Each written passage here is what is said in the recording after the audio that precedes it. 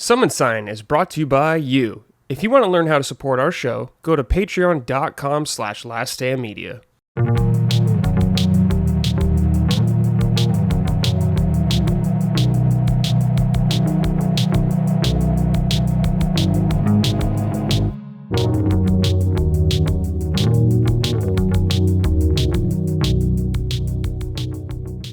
Hello everyone, welcome to episode 124 of Summon Sign, Last Stand Media's weekly in-depth game discussion podcast. I'm your host, as always, Brad Ellison. Joining me, I have Mr.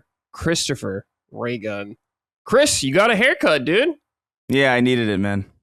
Looks good. It was so, dude. I woke up on like some random weekday, I think, and I brushed the hair out of my eyes. Mm-hmm. And then it was still there. Oh, no. And I was like, and I said, I woke up, I was like, I can't do it. And I walked on a whim to a barbershop. Oh, okay. And I don't even think I usually have like a picture or something of like a previous haircut that I show them, or like a long time ago I would know like, oh, a 2 on the side. I kind of forget what the numbers are at this point. But I just walked in there and I said, I must be rid of this. I'm not even trying. I think that's exactly what I said. Like, I must be rid of this. Anything that gets rid of this is fine. Okay. So you just let him do whatever? I just let him do whatever. I was just like, make it shorter than what it is right now. I can't do this. Okay. So some random guy. You don't have like a usual person you go to? Well, I have a guy that like, I don't get my haircut often. Right. You know? So like I have a guy, but it's kind of it really depends. Cause like sometimes I'll go to him and then like, if I'm closer to another one at the time that I need a haircut, I might just do that. And then it'll be like a 2 years before I've seen the guy. But I do have a guy kind of walking distance from me. I've told this story on like many different shows before, but he's like this like mid 60s. Whoa. He's like this old gay guy in his mid 60s. And he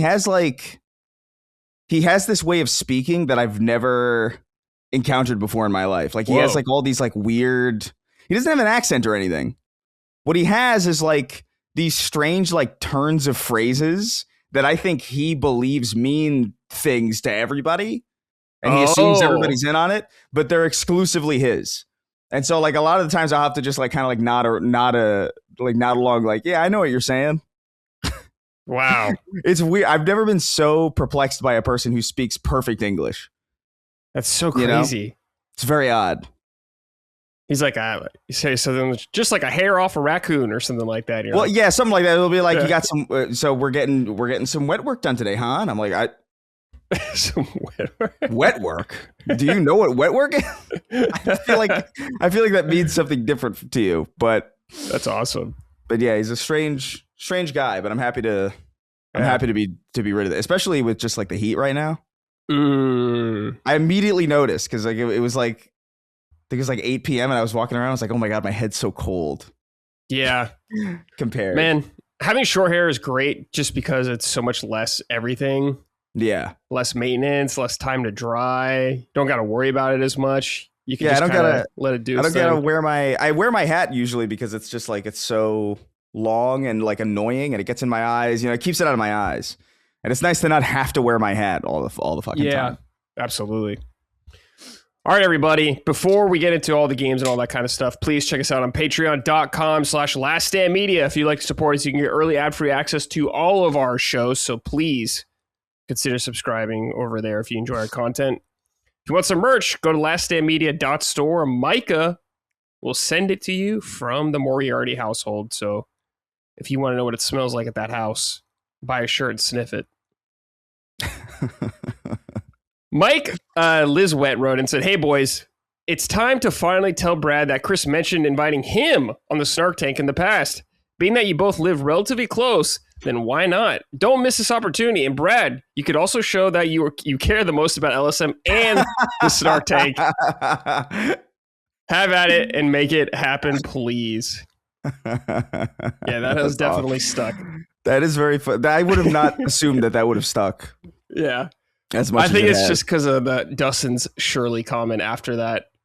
Yeah, that really sealed the deal. Dustin's got timing, man. He's comedic. He's a funny guy. There's something in him. He's not focused on it, but like I think he's got the timing right. Yeah. But yeah, no, I can't remember the context of what we talked about. I think we were talking because people always ask us to have Colin on. Right. Like, when's Colin coming on? And the reality is, like, I don't mind having people on remotely, but like, I think what makes a show like that work is being in person and being able to riff in time. Right. So like, I think I mentioned that you're the only person on this coast.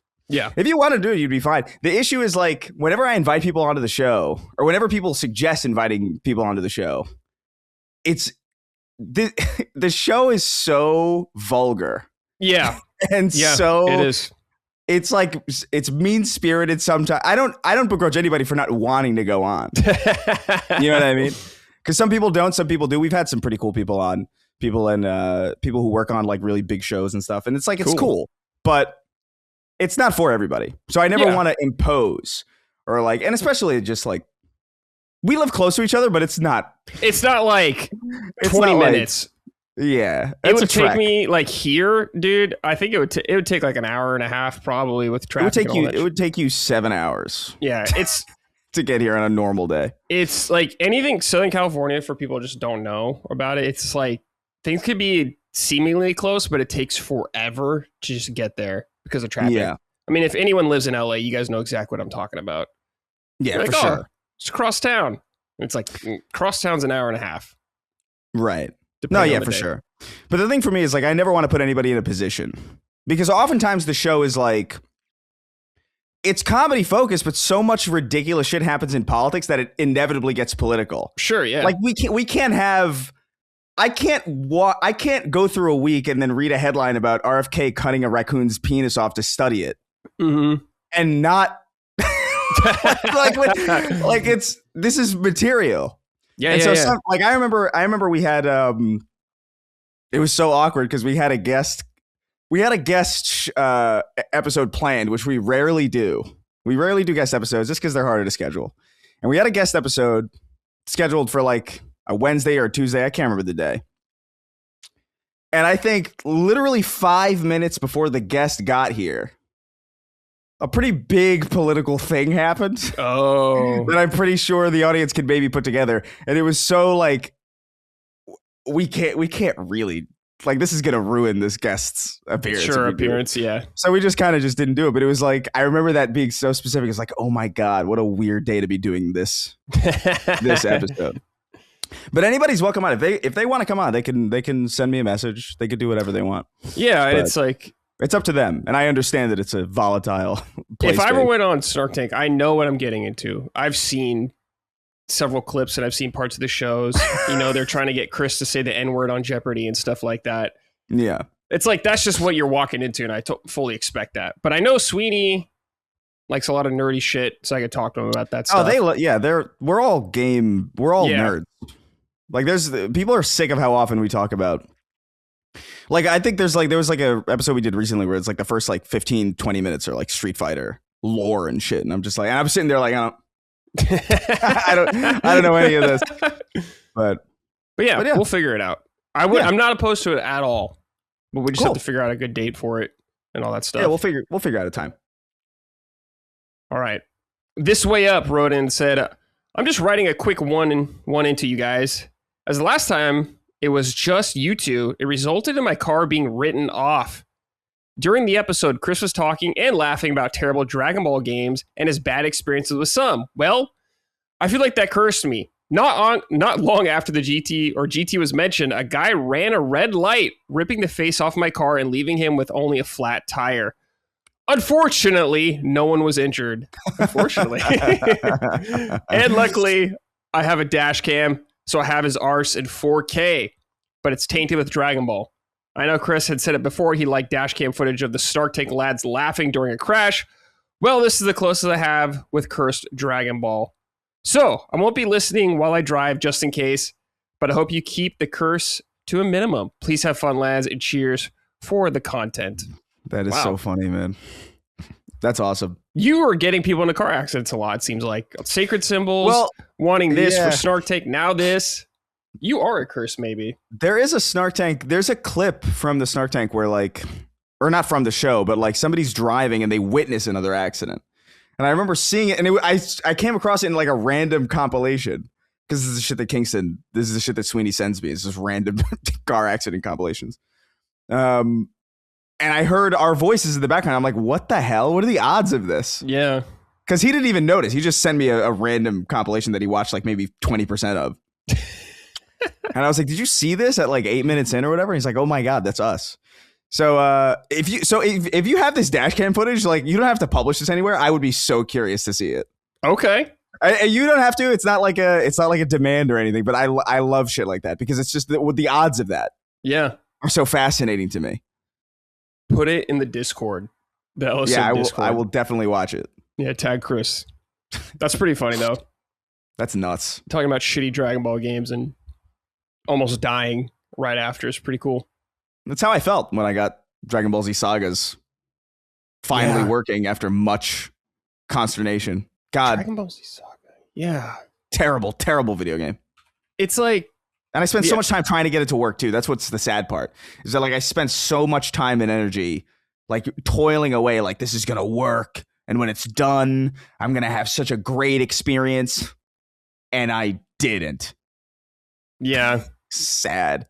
I remember that game was coming out and I thought it was going to be like a open world Dragon Ball game, seemingly. Yeah. But I'm looking at it and I'm like, it just looks like another fighter. I mean, I guess it's a Dragon Ball game, so there's fighting, but Dragon Ball Z Sagas is like it's like an arena brawler kind of. It's like it's like a top down, not isometric, but damn near almost freeform platformer brawler thing. It sucks. Yeah, holy shit. It somehow plays worse than it looks. That's crazy because it looks pretty bad too. Yeah, the fighting in particular, what I remember most about it is that like there were fighting moves and like there was this weird, awkward, stilted animation to it. So like when the characters would go like, huh, huh, huh, huh, and they would just be stuck there for like a half second. It was terrible. What a terrible. It reminds me of I don't know if you ever played this, but Power Stone on Dreamcast. Well, Power Stone. Yeah. Yeah. And it just kind of reminds me of that, but less cool. It's so much worse than Power Stone. It's crazy. Yeah. Dude, fight some Zyberman. Like a filler Zyberman that's not in the manga. That's awesome. Yeah. Holy shit. Isn't it crazy that Gohan's like 9 during a lot of that stuff? Yeah. His neck broken when he's like 9 years old. That's just crazy. Gohan goes through so much shit at like a young... It is a miracle that he's not a psychopath. Mm-hmm. You know? He's abducted. Like one of his first memories is he's abducted. By a green man thrown into the wild. Like thrown into the woods. Yeah. Oh, yeah. Raditz takes him. Yeah. Then Piccolo just throws him in the woods, makes him fight T-Rexes. Yeah. It's crazy. Yeah. I guess you could understand. It's like, I don't want to fight. It's like, yeah, I get it. Yeah. And he's like 4 and they're all like, quit being such a baby, Gohan. Yeah. Oh, holy man. Shit. It's crazy. Pretty much Satan wrote and said, howdy, boys. This is an invitation for Chris. Come over to my summer house in Barbados. We'll go skinny dipping. I'll make us some steaks and we'll watch street fight videos. It'll be glorious. Brad, it's not that you can't come, but I'm a sentient talking farm animal. You're too big to mount and make sweet love to. I'm sure you can understand. Nothing personal. P.S. Christopher, if you want to make it extra kinky, bring some shears. I love to be trimmed. Wow, I hated this. Yeah. Okay. All right. Did we skip a question? Or did I? Am I crazy? Yes, I'll get back to that. I did skip that. All right. Just want to make sure. So I don't know what this is. This like a reference to something? I don't know. That is the Chris effect when you're on a show. Yeah. This is the hell I've created. Yeah. Yeah, you've done this. So I don't know. I can't believe you've done this. That's a classic video, dude.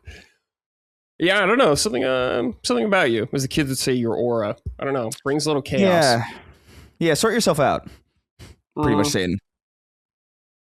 All right. What are you drinking there? Coffee. Oh, like that's black, man. Yeah, it's Nespresso. Like I have an espresso machine. Oh, okay. Yeah. I'm a black coffee person, definitely. Yeah. I like much more bitter. It.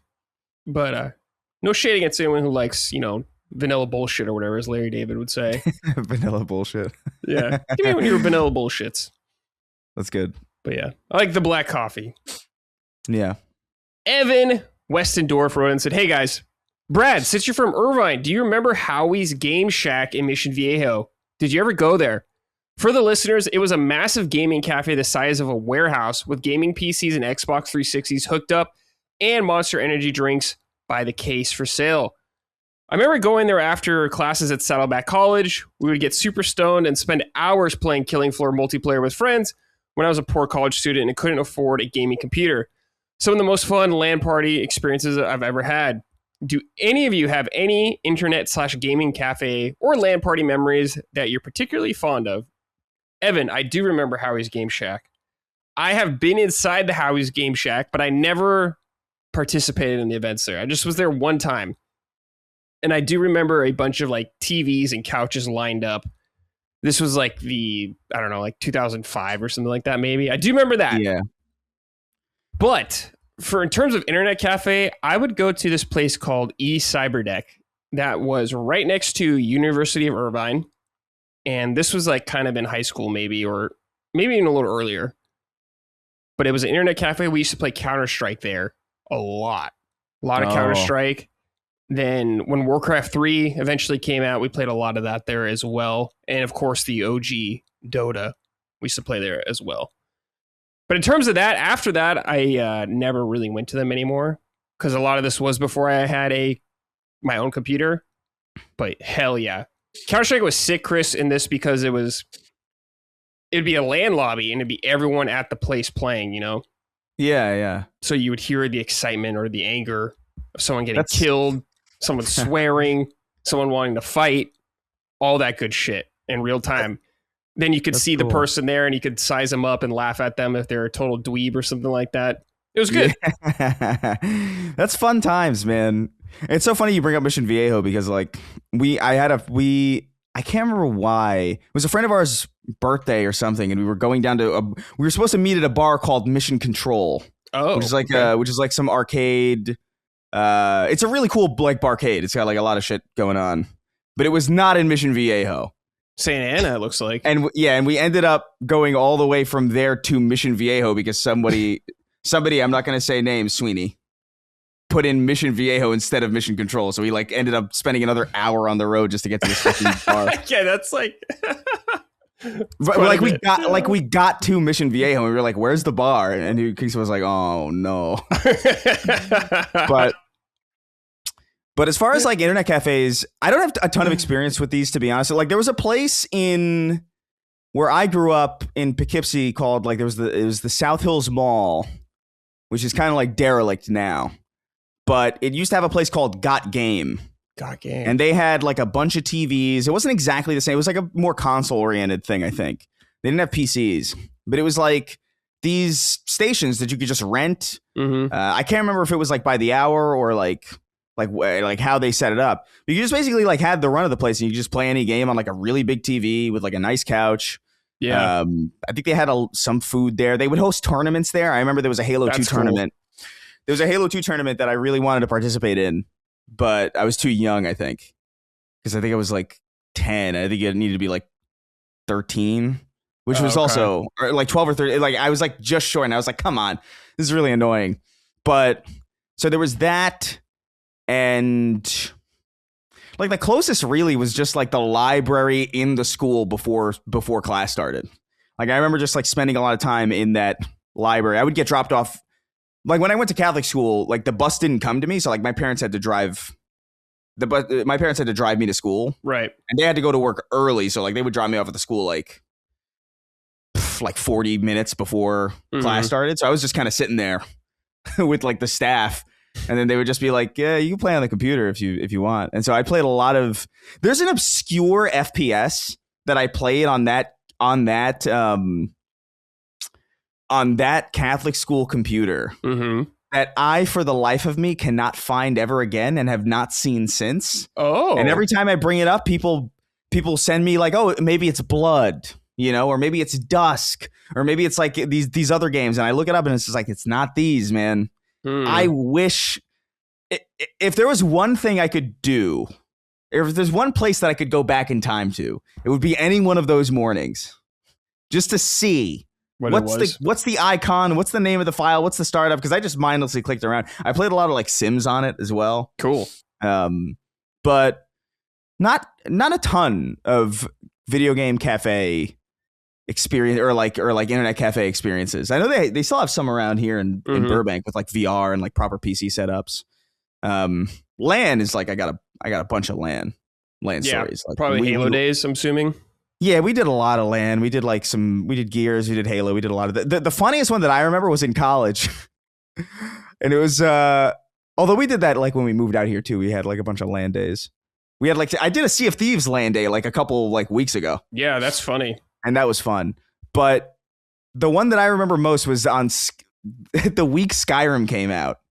For some fucking reason, my friends Jalen and I and like a bunch of other ones, we were just like, let's get everybody into the same basement, hook up a bunch of TVs and just play Skyrim adjacent to each other. Wow. And I remember thinking, why would any of us do this? We're not playing with each other. Isn't this like couldn't we like spoil the game kind of if we like looked around? It turned out to be so fun. And so like, I don't think people realize, or maybe people realize, especially now, but at the time, I don't think I thought about how funny of a game Skyrim is to just observe tangentially. Because when you're playing, you're like engrossed. Yeah. And then you look over to the side on somebody else's game where you're completely detached and you just see a guy like wailing on a rabbit with a stick. You know? Yeah. Or like it's a very interesting Skyrim LAN parties are kind of like underrated. Yeah, that's in a really way that funny. in a way that you wouldn't expect. It's a very fun time. That's super funny, dude. Yeah. Man, I remember definitely doing a Halo 1 LAN party with a bunch of people. That was super sick. Most of my Halo like multiplayer experience is from 1, actually, now I think about it. Oh, wow. That's fascinating. Yeah. I know like a lot of people love 2 and stuff like that the most and stuff because there's Xbox Live and everything, but most of my multiplayer experience for Halo is from 1 because at the time it was fucking sick. It was the successor to GoldenEye. That's true, but dude, that's so interesting. Yeah. I don't know. Well, I guess I always forget your age relative. Yeah. Because you don't feel... Because I was... Halo 1 was like, what, 2001? 2001, yeah. So I was in high school. I was a 9th grader.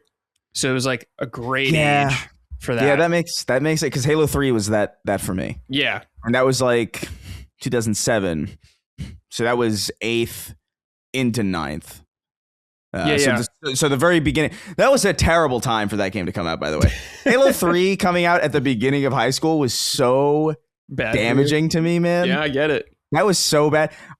I couldn't play Halo 3 immediately either. Like I was in Arizona for like 2 weeks taking care, like, because like my sister had like a thing, like we were taking care of my sister because she was like having a baby. I can't remember what the situation was, but I remember my parents being like, we're going to be in Arizona at the last week of September, and I remember being like, "What? Not only am I starting high school, which is already a very stressful experience. Like starting high school, weird nerves that I actually still to this day don't think I've ever felt again. I think I've ever felt as nervous as I did like going into high school. It was just so crazy. I'm sure it's all hormonal also, but."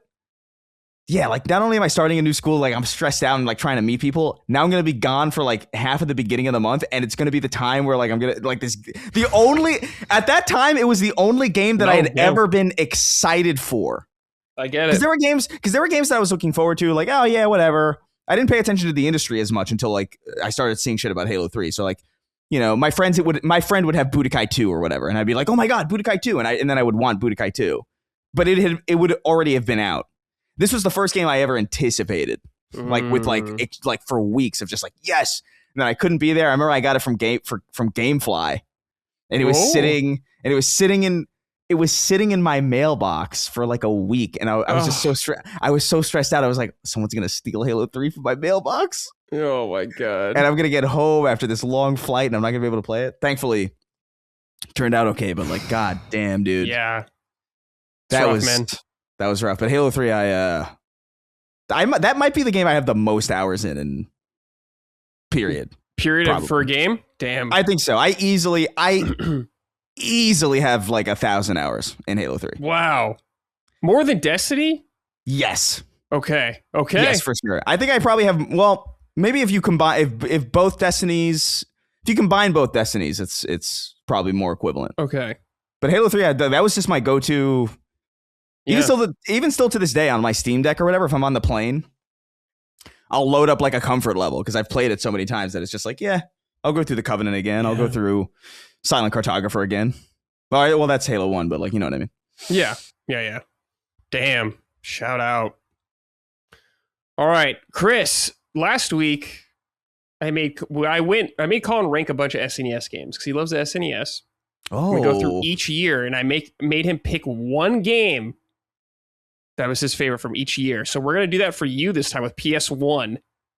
Now, I have it from 94 to 2001. I know the PS1 had games past that, but that's when the PS2 came out, so we'll just cut it off there. Or else we're going to be here all day. okay. So, Chris, we're going to go year by year. Okay. We're going to start in 1994. Okay. They are ranked by a score, like a Moby score, I guess, on here. Uh-huh. I don't think we had the PS1 here in the United States in 94. I don't think so. I don't think we got it till 95. But I could be wrong. But I've played maybe like 2 of these games on here my entire life. So I don't know what your experience is, but I'm going to have you rank one of these games as your de facto pick for that year. For 1994. Yeah. So these are the top rated. Yeah, it goes by the okay. score as it goes down. I got to be honest with you, man. Like a lot of these I haven't, like I know Kingsfield. Mm-hmm. I did know Crime Crackers, weirdly enough. That's really funny. I've never heard of this. Crime but Cracker. I would have to say Ridge Racer, and I don't even think that's. I'm not typically like a person to play those types of games, but I actually do like Ridge Racer. Yeah, Ridge Racer. Yeah. So that would probably be my pick out of all these. A lot of these I haven't heard of. A lot of Mahjong Station, probably not. You know. Yeah. Yeah, I'm pretty sure a lot of these. This is the Japanese lineup, so yeah, we haven't played. I would go Ridge Racer for 94. Okay. Twin Goddess. Like, I don't even know what these games are. Twin B. Puzzle. Dama. Okay. Yeah. Definitely not us. All right. 95. Got a lot here. Yeah. Take your time. Now read through a bunch of these. There's a huge list. If anyone is curious, the list we're looking at, it's on Moby Games. PlayStation's game list. Okay. Kingsfield is here again somehow. Yeah. It might be Kingsfield 2, but I think Kingsfield 2 is actually just Kingsfield, United States. I don't know if it's one of those things. I would go Rayman, I think. Rayman. Wow, what a pick, dude. I would go Rayman. Holy shit. Over Gex. Yeah, although Worms is here, and I kind of love Worms. Yeah. But like, I think I would go with Rayman. I've never played Gex. Although, like, I had an English teacher who, like, worked on it. And I remember, like, I talked to him a lot about it. Because we were he was such a nerd. Like, I remember he was, like, my last, whatever year it was. I think it was, like, 10th grade or something. He was, like, my final period in school. So, like, sometimes the lesson would end early. And we would just be, like, waiting, like, maybe, like, 5-10 minutes for the bell. And I remember specifically, he was like, yo, check out this trailer. And he showed us the Dead Island trailer in class. Whoa, cool. Because that trailer that was a big trailer at that time. Mm-hmm. We didn't know the game would suck. But yeah, I would go Rayman for 95. Dude. All right. 96. Lots to pick from. Yeah, this is 96? 1996. Is this? Oh, fuck me, dude. Yeah, some pretty good shit on here. Of the things I'm seeing, Tekken 2. Tekken 2? Cool pick. Tekken 2. I have such nostalgia for Tekken 2. I know Tekken 3 is like the one that is like the big one, and I respect it. But like Tekken 2, like I have so many memories to that. I love Yoshimitsu in that game too, specifically. Like he has such a great design in that game. It's like a skeletal kind of lo-fi robot samurai. It's so cool. Yeah. I didn't like the way they went. Like later on, he gets like tentacles and shit. Like I didn't like this. I don't like what they're doing with my boy Yoshimitsu here. Sure, yeah. Did you ever play Soul Calibur and stuff? Yeah. I played Soul Calibur like in the GameCube era. Okay. Did you play Yoshimitsu in Soul Calibur? Yes, for sure. For sure, because I was like, oh, I recognize him. Mm-hmm. Yeah, a lot of great games on here. Wild Arms, one of Colin's favorites. Resident Evil 1. Yeah. Wipeout XL. Damn. Yeah. Vandal Hearts. Woo. Good A lot shit. of good stuff. Yeah. Bust a move as well. All right. 1997. This is a big year, Chris. Fuck. This is where it gets really. No, dude. This is so hard. There's like some underrated gems on here that I love. Like Bloody Roar, I think is so. By the way, I used to be weirdly a fighting. Like I played fighting games for probably like the first like 10 years. It was like platformers and fighting games was all I played until Halo 2 probably, or Halo Combat Evolved. That was what kind of like, I was like, oh, there's others. There's other things to play. But I was big into fighting games until the PS3 era is kind of where I fell off. Fighting games. Yeah, that's probably the same with me, I think. But yeah, man. Yeah, tough calls. Underrated. Time Crisis, I have a fondness for. Yeah, dude, I had Time Crisis on PS1. Wild Dog. Dude, I love Wild. I love he always suicide bombs in every game and comes back somehow. And comes back stronger. It's awesome. The oh man, this is a hard. So yeah, this is Chris's list, everybody. This is not like most popular. Yeah. List. This is Symphony of the Night is Symphony of the Night is goated. For me, it's between Crash 2 and Oddworld. Oh, okay. And I'm having a rough time with it. But I think I got to give it to. Oh no! I gotta give it to Crash 2. Okay. I love Oddworld with all my heart. Yeah. But. All right, Crash 2. Let's see here. Symphony of the Night came out that year. Final Fantasy VII came out. Gran Turismo came out. Dustin's beloved Tomba, I believe, came out that year as well. So much good shit. Yeah. Wow. Breath of Fire 3. Yeah, good shit. Hot Shots Golf. Wow. I didn't know it came out then. All right. 1998. Another banger. Another banger year. Street Fighter Alpha 3. I remember Ridge Racer Type 4. I love Ridge Racer Type 4. That soundtrack is like my bit. Like I use that for everything. I miss those old soundtracks. Those old like jungle soundtracks from games. Yeah.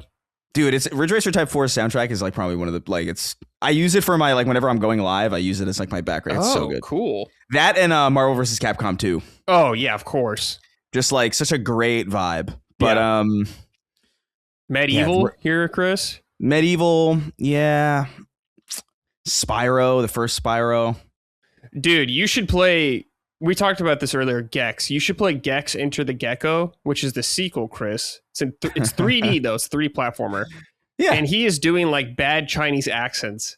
And I know. I'm so familiar. I'm immensely familiar with the. I would say I'm like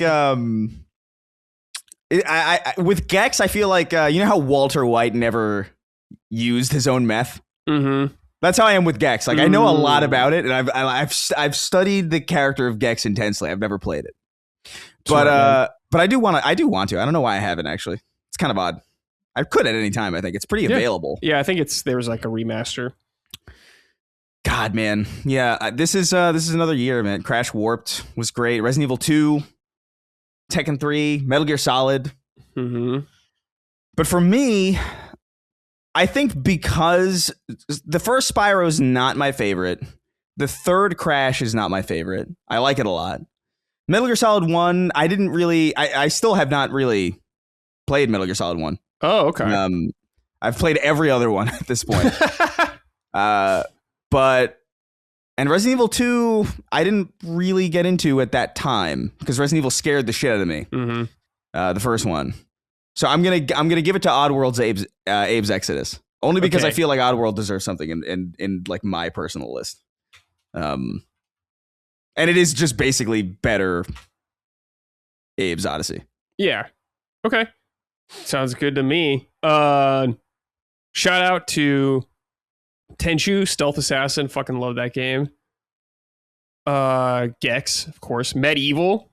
Yeah. Chris Jam right there. Suikoden 2, Resident Evil 2. Yeah, Metal Gear Solid. Insane year. Xenogears. Yeah, crazy shit. Parasite Eve. Wow. Yeah. What a year. They're cooking. All right. 1999. It's getting so much harder. Yep. I have two all timers on this. Yeah, list just right there at the top. God, man. Yeah, Legacy of Kain Soul Reaver is that year. Spyro 2. Mm-hmm. Spyro 2 is my favorite Spyro. That's Dino like the Crisis. franchise I've never really played. That's like a Spyro, big one that people love. Yeah, it's a very charming collectathon. Like there's just something about even something I will say too is like when they remastered Crash for the Insane Trilogy, I remember feeling like something was they off. They kind of lost something here. Like the angularity of like the awkward original Crash model kind of made it work better because it made it feel a little bit more I don't know if sarcastic is the right word, but like it didn't feel as serious. Mm-hmm. And like the over furriness of like it's just like, oh, look at the high fidelity fur on Crash. It's like it feels a little wrong. I thought actually Crash 4 did a better job of like translating it. It was like a little bit more stylized, a little bit less like look at Unreal Engine hair, you know. But yeah, this is a fucking crazy year. Crash Team Racing is sitting there. I didn't know here's the thing. It came out that late. So here's the thing. Ape Escape and Crash Team Racing are like two of like I adore. I have so few platinums and so few like games 100%ed. I just was never that guy. Like I 100%ed like I think Crash 2 and like there's games that I've 100%ed. Halo 3 and ODST back in the day, I got all the achievements for, but like Ape Escape and Crash Team Racing are two of the games that like I've 100%ed multiple times. So like this is fucking hard. Yeah. but I, as a video game man, I think I might have to give it to Crash Team Racing. I think Crash Team Racing is like such an impeccably designed kart racer. It's insane. Yeah. Ape Escape I adore. That analog stick focused design, that soundtrack is in my opinion so good. Also a banger. It's very creative and very weird. I love the little monkey radar that gives you like you move it around and like it gives you you can spy on the monkeys and they have like a name and like a little personality. It's very cute and I adore Ape Escape. And I would ideally pick both of them, but it'll be one. Yeah, it's got to be Crash Team Racing. God, God, what a year. Gran Turismo 2, Tony Hawk's Pro Skater, also Silent Hill. Yeah, Final Fantasy 8, as you said, Silent Hill, Chrono Cross, Resident Evil 3, Ape Escape, Bloody Roar 2. Bloody Roar 2. Bloody Roar 2 is my favorite. That's my favorite Bloody Roar. Bloody Roar is, by the way, very weird game. Yeah, it's super weird. Highly recommend checking it out if anybody's like a fighting Everyone game in that historian. game has like a persona, basically, they turn into. Yeah, it was personas before they were like upsetting. Mm-hmm. But when they were cool, you're like, oh, sick, dude. Turn into a wolf. Dude, nowadays you're like, ugh. I remember there was just one of the coolest designs I think ever is from Bloody Roar 2, and it's like there's this character named Stun, and he's like a mummy, but he becomes a fucking mosquito. Whoa. And it's so gross, but I love his mummy design. Like Stun the insect. Yeah, I'm looking at him right now. This guy looks insane. This was the coolest thing I had ever seen when I was a child. I was like, this is so cool. Yeah. Hell yeah, dude. Yeah, there's something so classic about that. Yeah. Damn. Shout out. Yeah, shout out. Bring Bloody it back, Roar. Konami. If there was a new Bloody Roar, I would shit myself. I would be so excited because I've had most of my like beloved niche games have been remade and brought forward. Like there's some that aren't niche, I guess, like the Neversoft Spider-Man games I would love to play again. But like for the most part, I've had like Crash Team Racing coming back. It's like I never expected that. Yeah. But Bloody Roar 2 is like that's one like I fully expect to never get. Yeah. Because why the fuck would you? But if that happened, oh my god. Yeah. If it happens someday. Siphon Filter, also a pretty big game. Yeah. Crazy. All right. What are we on? Let's do 2000 now. 2000. God, this is a good one too. Strider 2. Mm-hmm. My friend thought it was Struder for a little bit. It's funny. That's crazy. Struder. Dude, I loved Strider and Strider 2. A memory I have of Strider 1 and 2 is I lost those discs, or I think I let a cousin borrow it or something, and he never gave it back. Ugh. And I went to Blockbuster and rented both of them, and burned them onto CDs, and then returned them because I had a modded PS1 that a friend of my parents helped me out with, somebody who lived on like the 6th floor of our building. And I remember I labeled them wrong by accident. Oh. So I remember being like, "Oh, if I want to play Strider 1, I got to put Strider 2 in." I have this very vivid memory. But Strider 2 was awesome. Medieval 2, which is like I love. That's the one that I really adore. That was the one where you could put your head on that like weird like hand thing, and like I've only played a little bit of that one.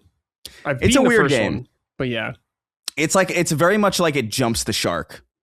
but I like that cool. I kind of like that it jumps the shark. Yeah, that's cool. There's other things here. Neversoft Spider-Man. I love the Neversoft Spider-Man. Oh, there's so much personality in that game. Wipeout 3, which I only played actually like somewhat like in the last like 5 years. Wipeout 3 is a really good one.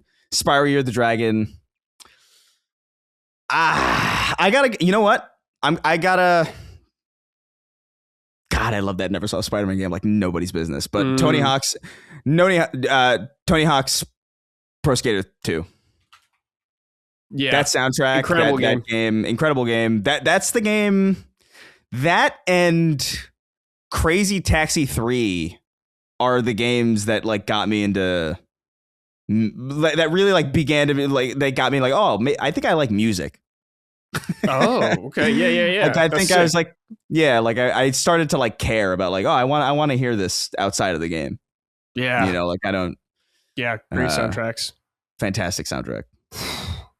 Final Fantasy IX, Vagrant Story. Crazy ass year. Rayman 2. Persona 2. A lot of, Tenchu. Yeah, Tenchu. I didn't play Tenchu until way later. I love those games. Yeah, they're really cool. They're so sick. All right. Let's do our last year, 2001. Like I said, we're ending here. This is when the PS2 came out. Yeah. Oh, wow.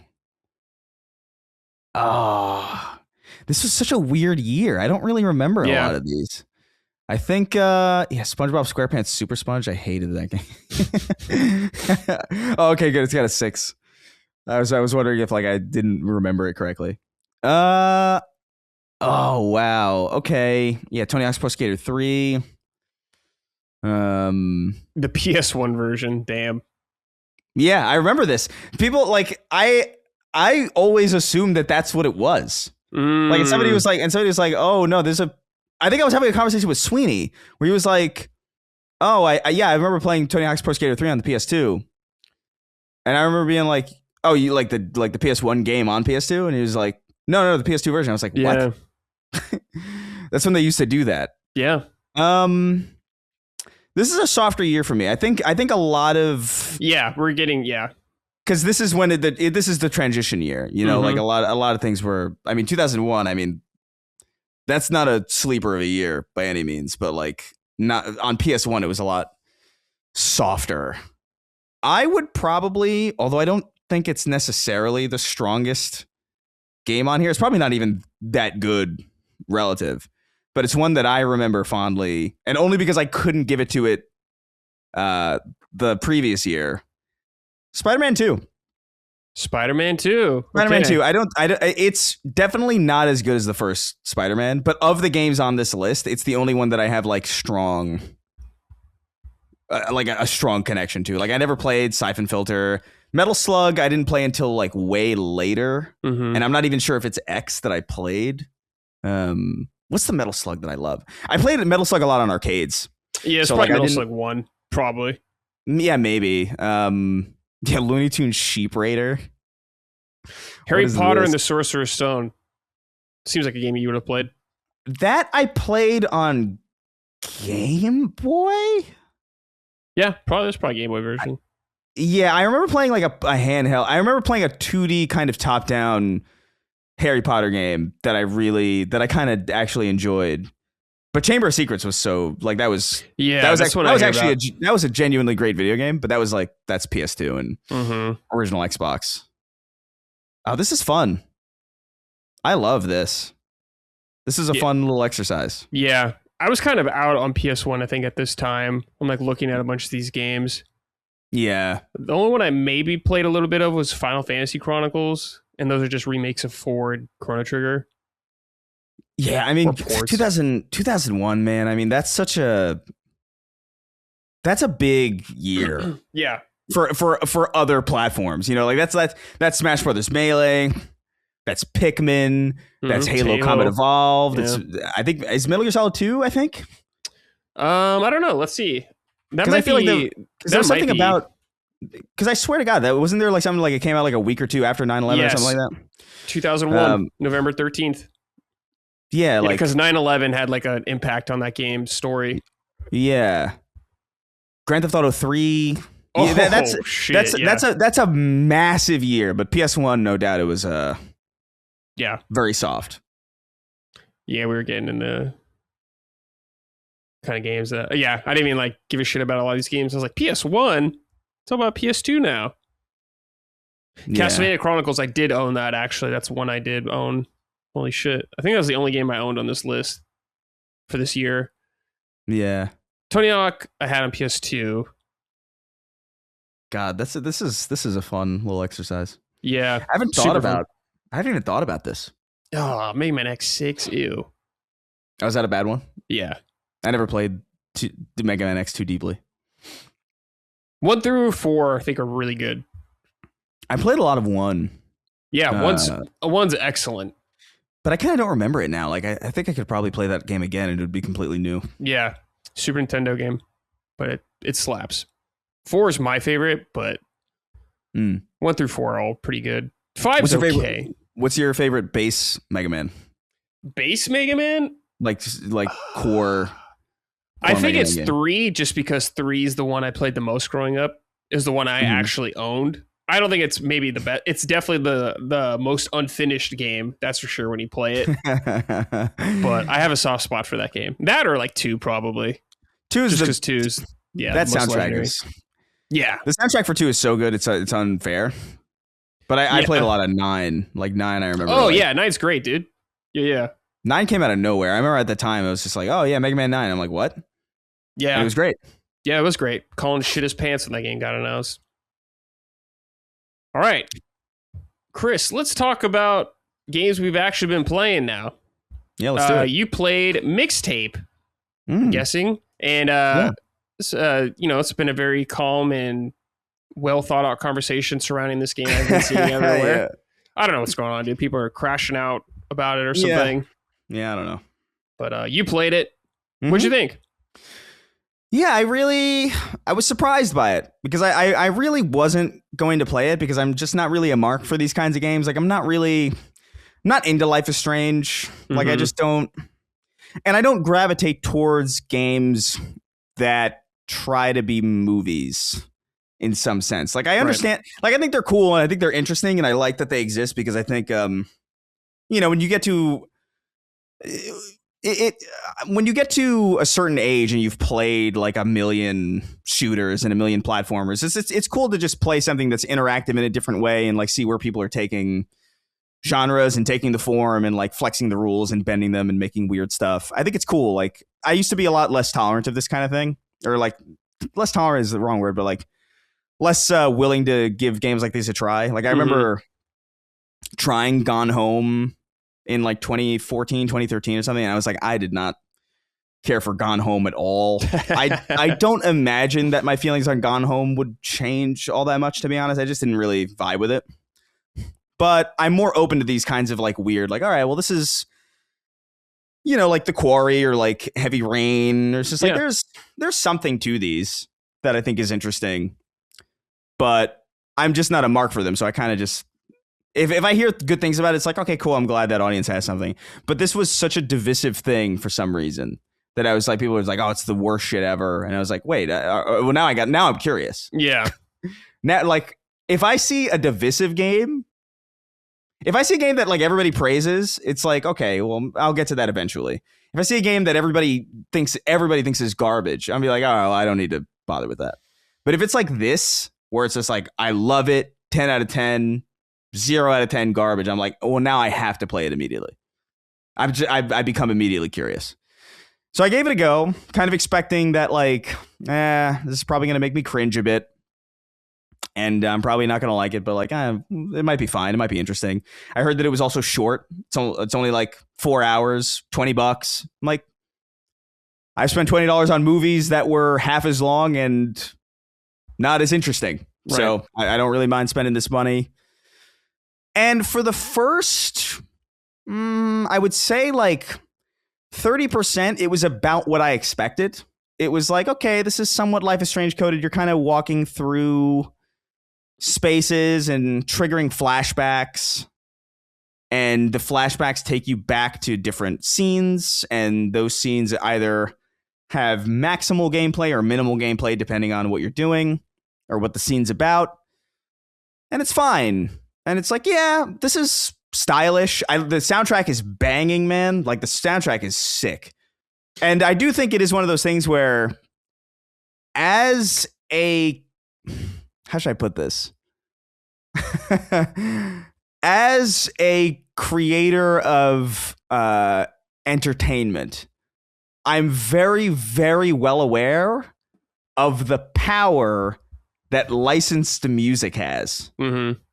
I have many, many times in my videos used a licensed song and gotten a video copyright struck because it's just like, well, I just want to use this. I don't care. I need the song for this to work. And it elevates everything. And so, like, it's not lost on me that if Mixtape was just the same game without like this really like intensely fantastic curated soundtrack with like great melodies like strewn throughout it, it would be a significantly less impactful game. But that's not what the game is. Yeah. You know, the game is what the game is. And there's, I can say that same thing about movies, like Watchmen in the beginning was the Bob Dylan song. Like any song other than that one would probably have been like, but like it works for that. And this game is a lot of that, where it captures, in my opinion, what it does really well is it captures the daydreaminess of just vibing out to music. And I don't think I've played a game that does it this well. I'm not going to sit here and pretend like I resonate super hard with like the suburban 90s teenage grow up story. Like that wasn't how I grew up. I grew up in the city in the 2000s. Mm-hmm. You know, like I didn't have this. I wasn't riding bikes to the park. Yeah, you know what I mean. I was going to the park to ride a bike. So like it's a very different thing. But like there's some scenes in here where like it started to get me, and I was like, oh, I'm feeling something here that I didn't expect to feel, or like, oh, this is what this feels like. This is like what this, like, I don't know if you've ever been, or maybe you can relate to this, if you've ever been like on a long road trip with like your parents, or just anybody, and you're just kind of listening to music and you're staring out the window and you're like kind of like daydreaming music videos. Yeah. It like captures that feeling like very, very well. And I remember like, and I just felt like, oh, this is kind of cool. I'm into it. But that took a while. There's a segment particularly where there's like a black and white sequence that I remember being like, wow, this song is fantastic. And this scene is really fantastic. And there's a gameplay section where you're skipping rocks, where I think it all kind of clicked for me, because you can spend as much time in there in that moment as you want. And there's like all sorts of different things to hit. It's the most gamey part of the game, even though there's no like, you could just choose to be done with it whenever you want. But if you keep going, like more stuff pops up and you like get these like little vignettes and like little Easter eggs. And it's fun. And it lets you sit in a moment for longer than a movie would. A movie, you're kind of like along for the ride of like whatever the director sets. Right. And I think what's kind of cool about games like this is that it kind of lets you sit in it, or it lets you get rid of it as quickly as possible, or if that's what you want to do. You're kind of directing the movie in some way. And so it's less about, like, there are fail states in the game, but the fail states are more about, like, did I fuck up the vibe? You know what I mean? Like, I'm supposed to be skating down this picturesque street in this beautiful kind of like summery transitioning into autumn play space, and I just hit a car, and now I'm like rewinding, and I just fucked the flow of the song up. You know what I mean? Like that's kind of like it's more like that's kind of the fail state that happens, where like you're kind of incentivized to just play the scene out. So it's definitely, I don't know, it's interesting. I liked it more than I thought I would. I don't know if it's like a 10 out of 10. I think a lot of it is the music. Yeah. And it is, and I'm aware that it's a cheat code. Like good music is a cheat code. Mm-hmm. Like if you can get a great song that just hits, that's a lot of the work done for you. You just got to set something to it, and then you're golden. So that is true. But that is also what the game is, and it is cool. Yeah. So I dug it. I came away from it feeling like I had not wasted any time or money. Okay. And I got like a nice little quick experience.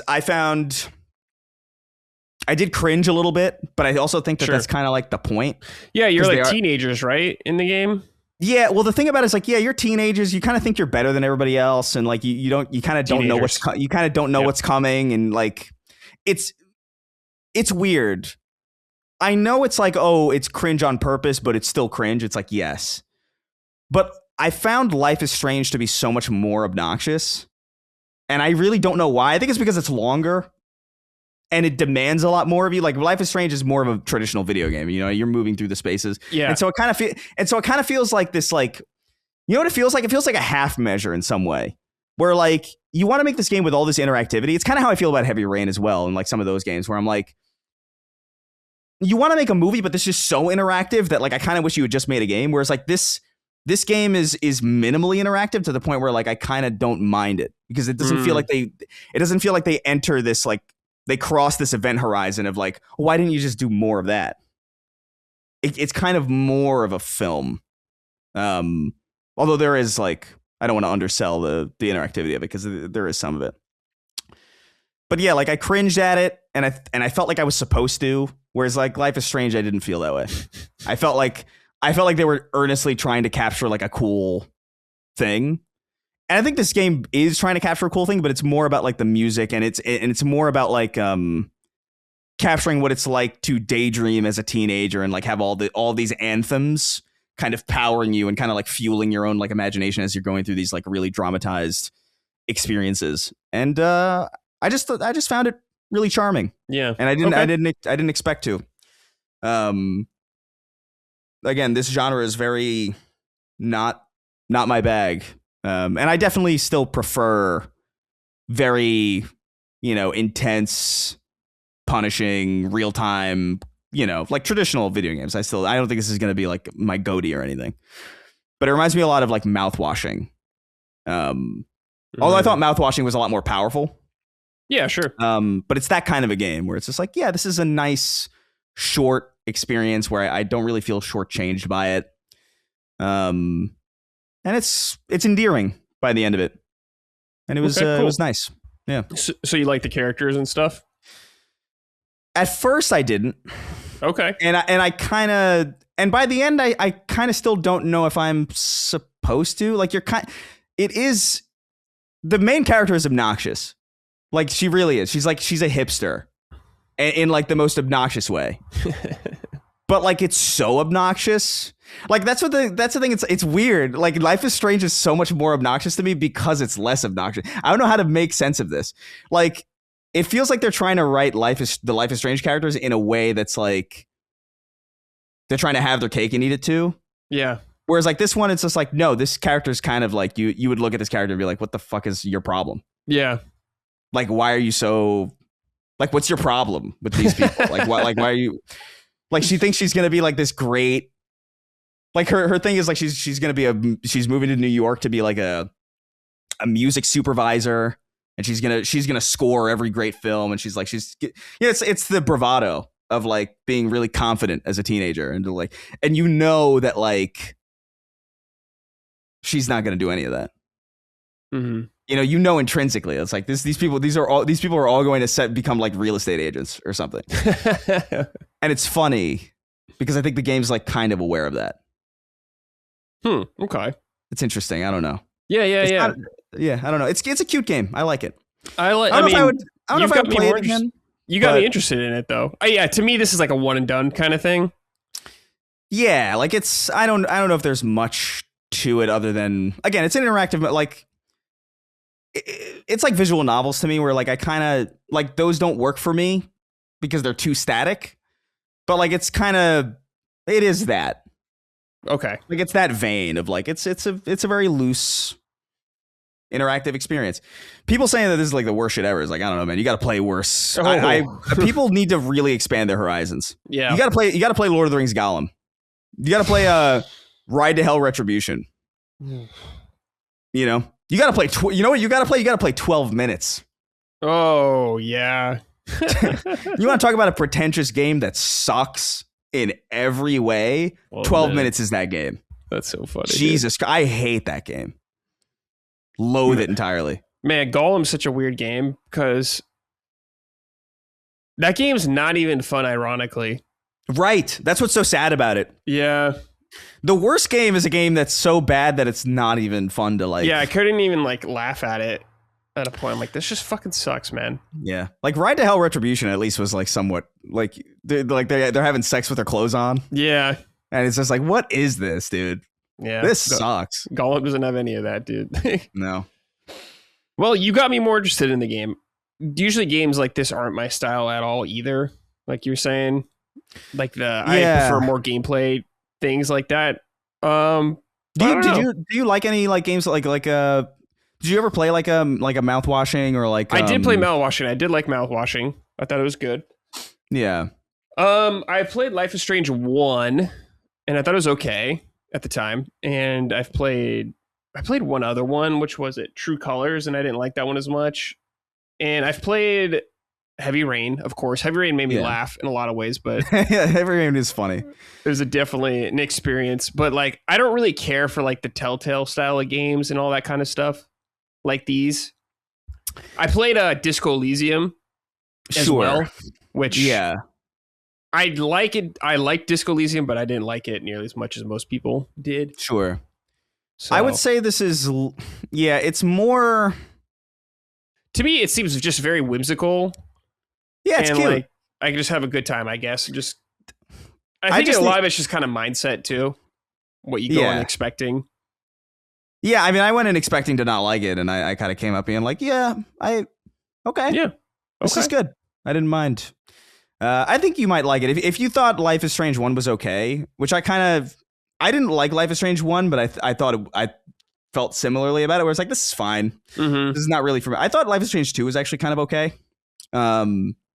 But I played that with a girlfriend, so like maybe. Oh yeah. Maybe there's like something to that. Yeah, the bonus. But yeah, I think you might like it. Okay. I'm curious what you would think about it actually, as like, because there's a lot of people in LSM that are like very music minded, mm-hmm. and like I wonder what you would make of it, especially because like you are more in the vein of like what these characters are, the time period of like where this takes place, because this is kind of like before my time, you know. Yeah, like not a little more closer to me. Not long, but a lot of that, like I didn't have like a lot of the shit that they're doing. Yeah, you know? It's like I grew up in the suburbs. I saw they were skateboarding and stuff in the thing. It's like that's what I was doing when I was a teenager and stuff like that. So probably super relatable in a lot of ways. Yeah, but I will say, like, for people who have played it and are curious, like the rock skip section was the one where it like kind of clicked for me, which is actually a little bit in. Like I think it might be like an hour and a half into the game. Okay. And for the first bit of it, I was like, I don't know, I'm getting too much Life is Strange energy from this. There's like a part where you like rewind a cassette tape with a pencil, and it's like, I don't know. Yeah. It's like it's a little too cute by half. But then that rock skip section, like really like, oh, this is cool. And I actually thought the kissing scene was actually great. Well done. That's funny. It's so funny because it's like the whole premise, and this has been spoiled to shit. Like this is in every review of the game. Like if you're even remotely curious about this, you've seen this. There's like a whole tongue kiss like mini game part of the game, and it's like it is so funny because of because it's like it's all about like, oh yeah, my first kiss was like with this guy that I really, and it was like really painfully awkward, and it was gross, and I didn't like it. And then you do it, and it feels gross. Like it really is like maybe one of the grossest things I've ever interacted with in a video game. Like it doesn't look that way, or it looks like trivial gross, I guess. But like when you move that shit around and you just like feel it, like it really is gross in a way that's like, oh, I kind of. Yeah, you need the full context of the whole situation, kind of thing. I think it's cool whenever a game like gets you to feel what the character feels like through gameplay. I think that's like that's cool. A really cool. That's a really cool thing. To the point where like I kind of.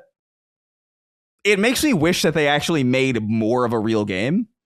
Or not a real game. I shouldn't say that, but like a more like, involved game. Gameplay, interactive thing. Yeah, because I feel like they could do a good job, actually. Like they seem to understand how gameplay interacts with story in a way that's like well enough to be like, you could do better than this, I think.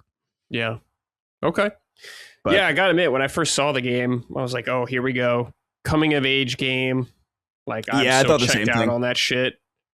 Yeah. Okay. You have me more interested. That's for sure. I will say we don't need any more of these. You know what I mean? Like, yeah. I like John Hughes movies as much as the next guy. Like, I love those. Like, I like them, and I think coming of age is cool. But like, I just think the '90s we've done it. Yeah. Like, there should be. I saw some comment that like that I actually agreed with, where it's just like. Or somebody was tweeting about the game where it's just like, this game will make you feel like a child again. And somebody was like, you should really be making other people's childhoods instead of like remaking your own. And I was like, we really should be like trying to build like what is growing up in the 2000s like? Why is there or the 2010s? Like, yeah, I guess so. Yeah. But Mixtape is good. And I don't regret my time with it. Cool. Nice. Fats Beardo wrote and said, I played in Platinum Mixtape and fuck, I loved it. I've never played a game that made the music a main character. It was one of the most fun and unique games I've ever played. Wow. That's high praise. Holy shit. The music really is fantastic, dude. Like it is a great fucking soundtrack. And cool. You know what it reminds me of a lot? You know what actually this is just coming to me now, but like, did you ever play Tetris Effect? Yeah. You know how like Tetris is already a great game, right? Mm-hmm. But like, you know how like that soundtrack really kind of like transforms it. Yeah. That's what this is like. If Life is Strange had like that kind of thing to it, you know what I mean? Except like a lot shorter, a little bit more polished, a lot less obnoxious, and you have music elevating what's already like on paper decent and well enough written. It just kind of makes it a lot better, dude. I love a good licensed track thrown in the middle of a game, man. Yeah. Blow Me Away in Halo 2. There's a song in particular, Most of All by BJ Thomas, that I'm like, oh man, you got me. Got him. That's a classic. All right. Oh, you know what? I forgot to say this earlier, but we were talking about the PS1 games. Oh. We'll do the full ranking. Chris's all of his ranking. I didn't do a nice clean sweep end at it. Oh, so I'll just do this in case anyone's like, well, what was the whole list? 94 was Ridge Racer. 95 was Rayman. 96 was Tekken 2. 1997 was Crash Bandicoot 2. 98, Oddworld, Abe's Exodus. 99 was Crash Team Racing. 2000 was Tony Hawk Pro Skater 2. And 2001 was Spider-Man 2. That's not the movie license. No, one, is so it? 2001 was... so it's technically Spider-Man 2 Enter Electro. Okay. Is what the full name of it is. But that was like a sequel to the Neversoft Spider-Man game. I don't think Neversoft made it because I think at that time they had moved fully onto Tony Hawk. But Spider-Man 2 Enter... Who made it? I actually can't remember. Developer Blizzard Albany? Huh. Interesting. What? Very interesting. Huh? This game... Vicarious Visions. Okay, I knew that was like, I knew that was wrong. Fucking AI was like lying. That's what they're called now. Okay, I see. That makes sense. Pretty sure. But yeah, so that was Vicarious Visions, and they basically just built it off of the original engine. They added a couple other things. It's weird though because like that the first Spider-Man game kind of they did the Rogues Gallery. You know, like they kind of had there's Dr. Octopus, Venom, Carnage. And so by the time Vicarious Visions got around to making their own, it was just like Electro. Yeah, Electro, Shocker, maybe. Yeah, I guess they should have just did it. Yeah, it's, like the villains suck in that one. I gotta be like, because Hammerhead's one of them. And it's like nobody cares about Hammerhead, Dude. What are you doing? The lizard was Yeah. cool though. It was cool to see Kurt Connors in that game. That's Cool. That's Dude, a special. I don't know. It's a good game. I remember renting the PS1 or the first game on PS1. I definitely remember that. Dude, this looks so cool when he's like on the rooftops. Yeah, that looks awesome. That game is like it's not that good. It's not better than the first one, but it's a cozy game to me. Like I have a very vivid memory of starting that game and being like, this is so cool. Because you start off and Beast is in it. Beast from X-Men. Cool. Yeah, he's like your mentor kind of. That's sick. And so there's like a bunch of shit like that. There's a great fight with the lizard, I think, where you have to like you break into his lab and it's nighttime and I don't know. They were doing some cool shit. It didn't come together that well in comparison to the first game, but it's like I have a fondness for that game. Yeah, it looks sick, dude. Looks good.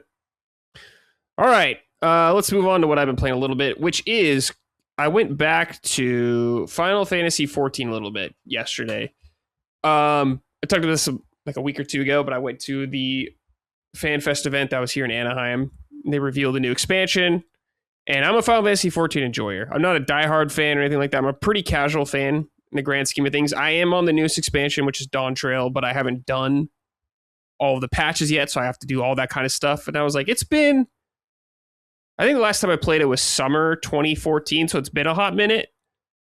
And I was like, all right, it's time to go back. And plus, our friend Justin's playing now, and Lockmort actually is starting to play as well. So I thought, okay, it's time to revisit the game, hop back in. And man, I think this world is just fucking delightful. Chris, I'm sure you know you can resonate with this feeling. It's like you just play a game and you're like, man, I just like being in this space. Oh, this world, the way it looks, the geography about it, the music, everything is just speaking to you. And this is the kind of game that does it for me, where I just love being in this world. Of course, it gets ruined by like you see some weird guy's name or some shit run by you, Catman Lover or some shit like that, 69. Yeah. And I'm like, all right. But it's super immersive for me. But it's really funny because I haven't played in so long and I'm coming back into the game. And I'm like, well, I don't remember how to play my class anymore. Because there's a lot going on here. Just for anyone that's curious, I'm playing Viper.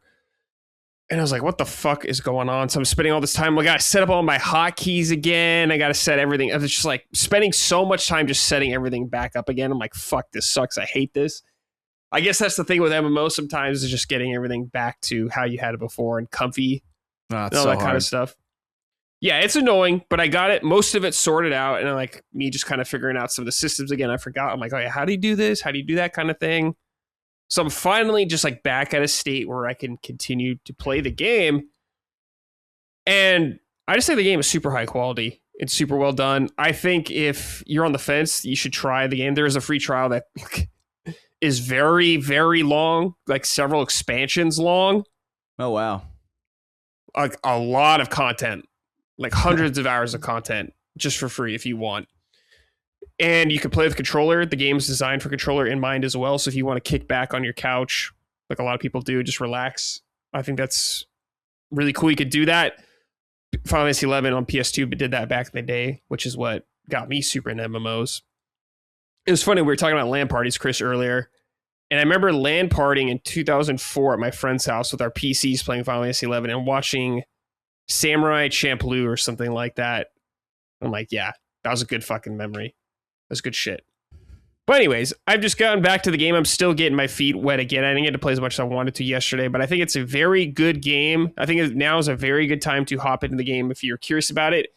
The thing with the game is, and I'm sure you've heard Dustin talk about this, Chris, in the past, there's a lot of content, and it's how you get through content is in a very linear manner, in the sense that you have to do story quests, like a main story quest, and that takes you through the game. Think of it like a Final Fantasy narrative, like a storyline. Right. That's how it treats it. You go through single player. You're not just hopping into the new expansion right away with everybody else. It's like, no, you're very much going through this long journey that's been going on for over 10 years at this point.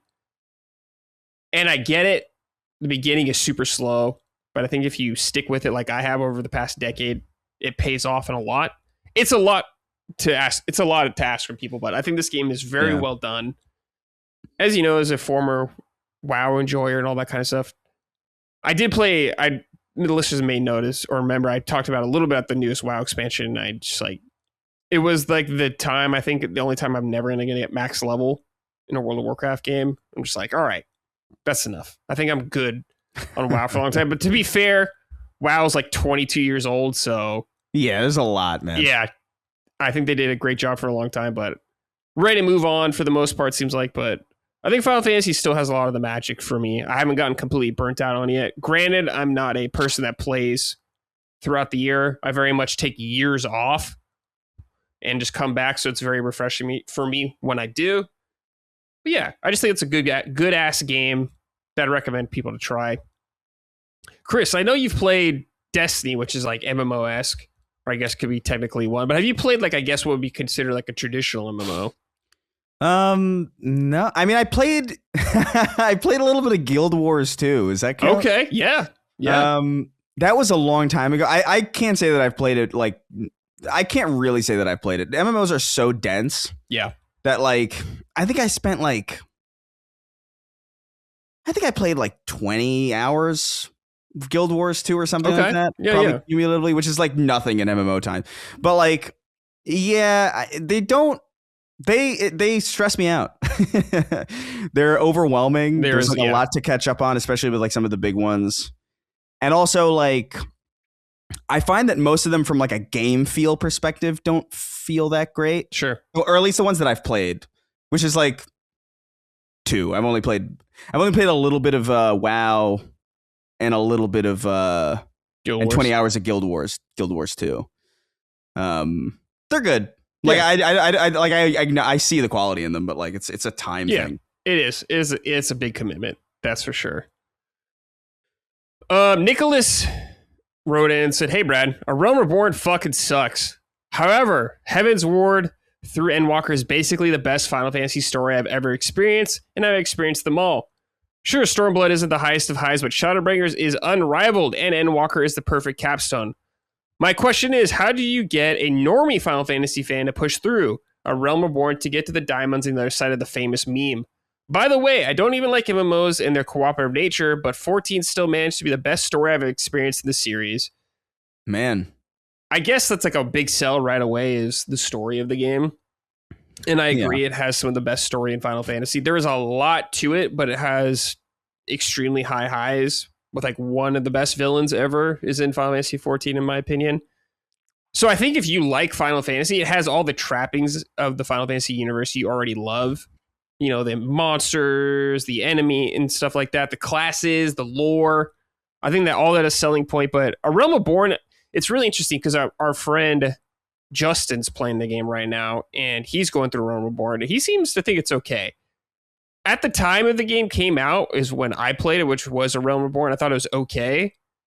But just later on, it gets so much better. It's crazy, like the jump in quality.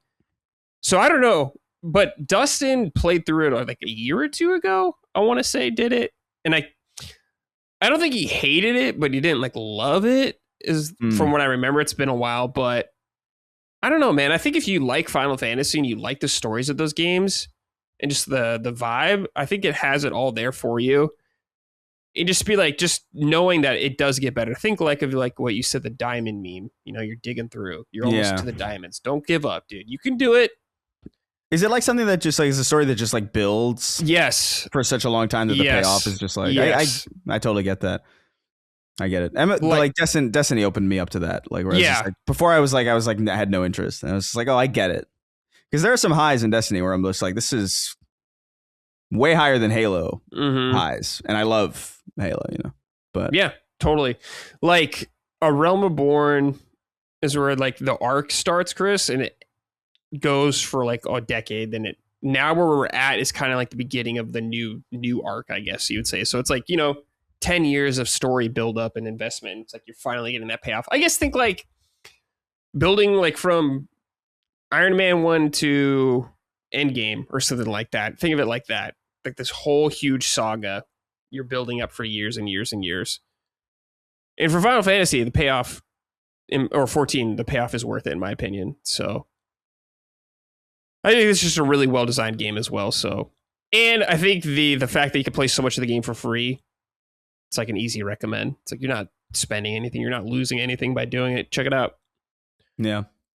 The Southern Drinker wrote and said, "Hello, Summoner. I just picked up Final Fantasy XIV again after beating Saros, and it's got me by the balls once more. Brad, what are your favorite classes to run for each role? I love Warrior, Astro, and Black Mage. Have a great day, and I can't wait for the server congestion for when the new expansion drops." For tank, Paladin or Dark Knight, it's usually my favorite. I'm playing Paladin right now. For damage, I've been all over the place. Started as Dragoon, went Ninja for several expansions. Then I went to Reaper, and now I'm doing Viper because it's the newest. And Healer, I don't play Healer. That stresses me out. I don't want to do that shit. No, thank you. I like Healer in some games, but for MMOs, never into that. Just too much pressure for me, man. I don't want someone to die. And MTO wrote and said, "Howdy, boys. After your recent discussion, I've been considering playing Final Fantasy XIV for the first time. My MMO experience has primarily been the Elder Scrolls Online, so I find the idea of jumping into an MMO 10 years later a little daunting. Is now a good time to start, or am I better off waiting 10 more years for an FF18 MMO? I would just jump in now, dude. Just go at your own pace. It's very, how it's presented narratively, it's like you are the main character in it, so you can just go at your own pace. You don't have to worry about that kind of stuff. And 14 is not going anywhere. It makes Square Enix way too much money. At this event, the Square Enix CEO came out and basically said he's giving them all the money they want to do whatever they want because the game is so damn important for them as a company. So I think now's a good time. Just hop in, man. I think I get it because it's like people who are starting like One Piece or something like that. They're like, oh, it's 1,000 episodes. I don't want to start that. It's too overwhelming. I understand that. But I think it's one of those things. If you dip your toe in, you slowly submerge yourself into it. Yeah. You're like, all right, I'm glad I did this. I don't know. The Elder Scrolls is the one that I was like most that I was thinking about the most. Oh, sure, yeah. I was like, oh, I know enough about. Yeah. You have an attachment to it, like some sort of feeling. Yeah. So that's been in the back of my mind for a while. It's like maybe I should try that, but yeah, I just haven't gotten around to it. We played Elder Scrolls a little bit a couple months ago, like me and Locke and our friend Justin and Ben. It was all right. Yeah, I get it. I get why people like it. I'm not like the hugest Elder Scrolls fan already, but I bet if you're like are into that universe and stuff, you'd be like, oh fuck yeah. Here's the Argonian temple or something like that from Morrowind. The lore is like, I don't know any of the lore, man. Yeah. It's so funny. Like I have friends who are like really like into, they'll talk to me about like Elden Ring characters or whatever. And I'll be like, I don't know. I have no idea who that. No idea you're talking about. I have no idea who that is. It's like, didn't you play the game for 175 hours? I'm like, yeah. Yeah. That's I have no idea. I don't know what's going on. That kind of game where it's like you could play so much of that game and not experience any of the lore and have no idea. All right. Well, I just want to talk about that really quick. I will talk about it more in the future because I got a long ways to go to catch up still. So I'll be probably checking in now and then. Mm-hmm. All right, Chris, sort it out. What's bugging you in the game industry, if anything? I don't know if well, there's a lot of things, I guess. But I will say this is probably going to be somewhat surprising. Sort it out, Bungie. Oh, okay. Sort it out. We have let me read this from Raisin. Yeah, go ahead. Sort it out, Bungie.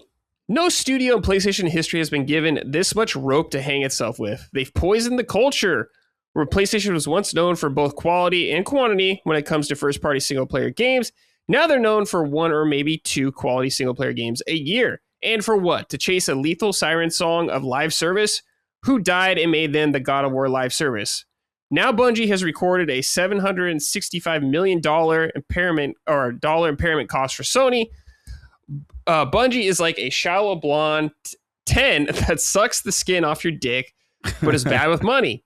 Sony, dump that bitch. The head ain't that good. You've got OGs like Sucker Punch that cook.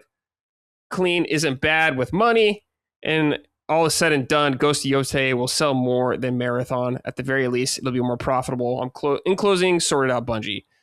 I agree with Chris on sorted out Bungie, but Bungie is not the reason, or it's not Bungie's fault that Sony wanted to do live service. Yeah, that's the thing too. It's like, well, for Bungie my sorted out was no. Wait, what were you gonna say? I was gonna say Bungie didn't come in and be like, "We're doing live service for everything now, Sony." That's the way it's gonna be.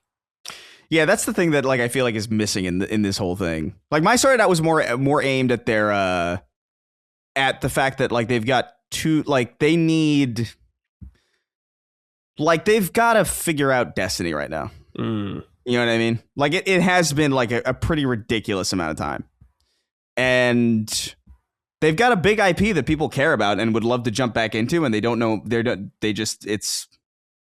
too stretched thin to deal with it. So they really got to get like a Destiny 3, where I think that was always probably going to happen anyway, but yeah, they'd be dumb not to do it. Yeah. But for me, yeah, like the whole $765 million impairment loss thing, like all of this is kind of strange to me because it's like Sony is the one that overpaid for Bungie. Yeah. They could have simply not paid that much money for Bungie. Sony didn't buy Bungie with the hopes that Bungie would come in and tell them to do live service. They were looking to do live service, and so they bought Bungie for an absurd amount of money. I love Bungie. I think they're like one of the best studios working. Not by like managerial, certainly not. Their management is garbage. But by order of just sheer legacy and output, like think about how long it's been since BioWare's made anything good. Yeah. And people are somehow still excited about the next Mass Effect. Meanwhile, Marathon's a great video game. The final shape came out and was like really good. It's 20 years of this. Yeah.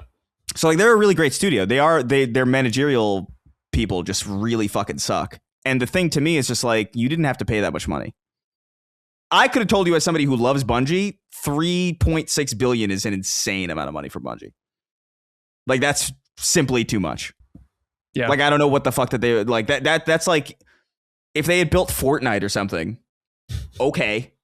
But like they never built, they make really, really great multiplayer games. They don't build Fortnite. So that was always crazy to me. And what the $765 million impairment loss is, I think people are reading it wrong because I don't think people are financially literate. And to be fair, like I'm also not financially literate either. I was curious about what that even meant. So I like researched it a lot. But apparently what this is just it's a correction of the original valuation of what Bungie was purchased for. So it's not that Bungie lost them $765 million, like a lot of people are saying. What it is they are worth $765 million less than what they were acquired for. Yep. Which would put them, by the way, at still over $2 billion, which I think is still too much. I think maybe you could argue that they're like a $1 billion company. Maybe. Yeah, maybe. I guess when they got bought, Chris, I don't remember the year, but I remember they had a more positive reputation, I guess, around that time. But as someone who's like not in the weeds as much as you, of course, you know Bungie very well compared to me, especially at the time. So to me, I was like, oh yeah, that seems like a good idea, I guess, if they're trying to get into live service. But as someone who wasn't playing Destiny and all that kind of shit, I just heard good things about it. So I was like, oh, okay.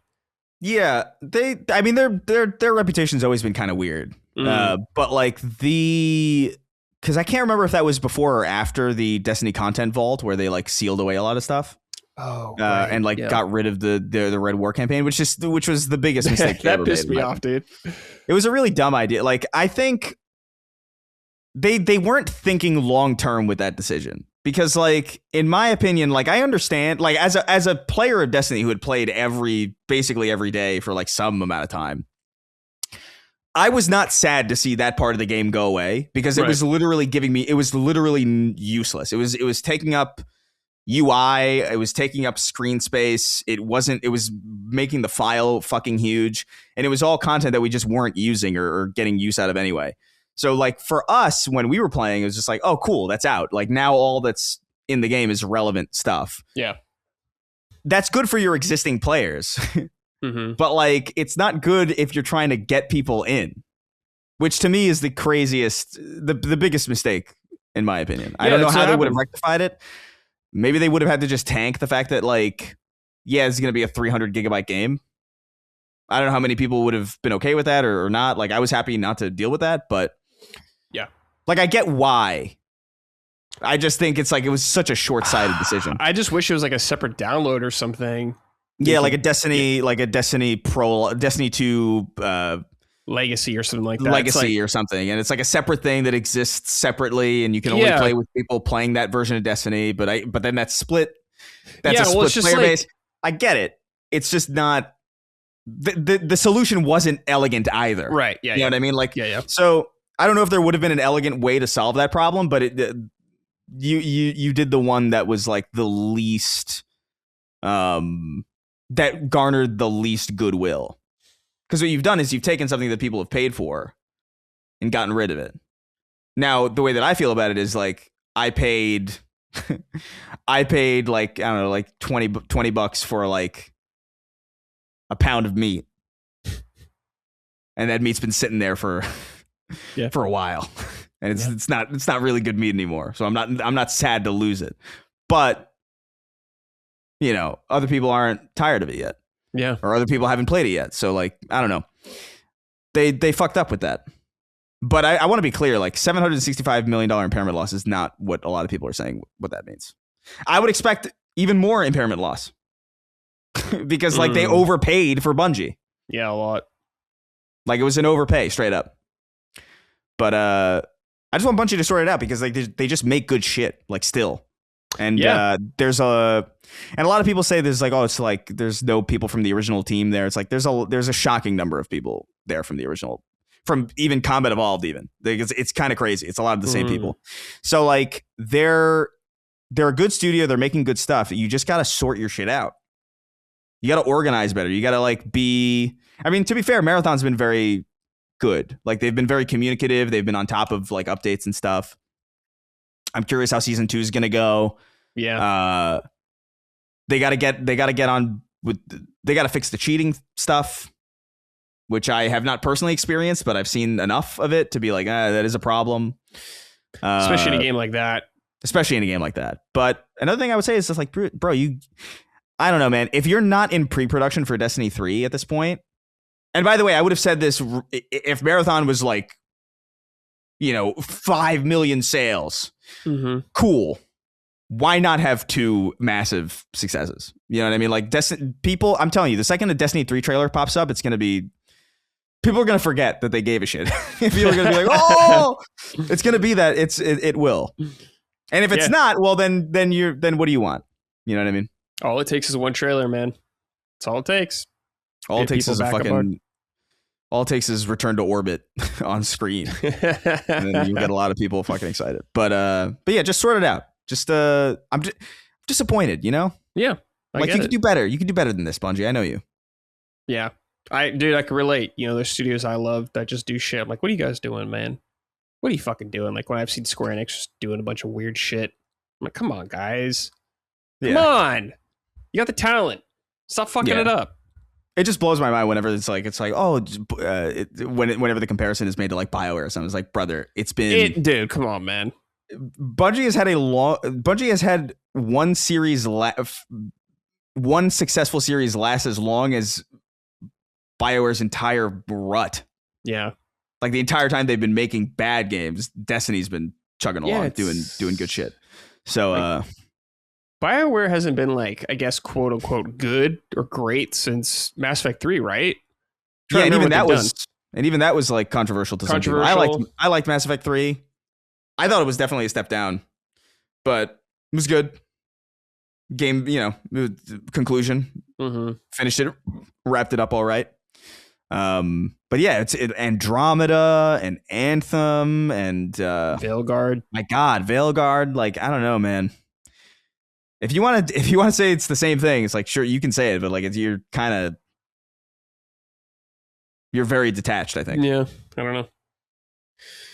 All right, let's see here. Adam Bill Harvey wrote and said, "Hello, Summies.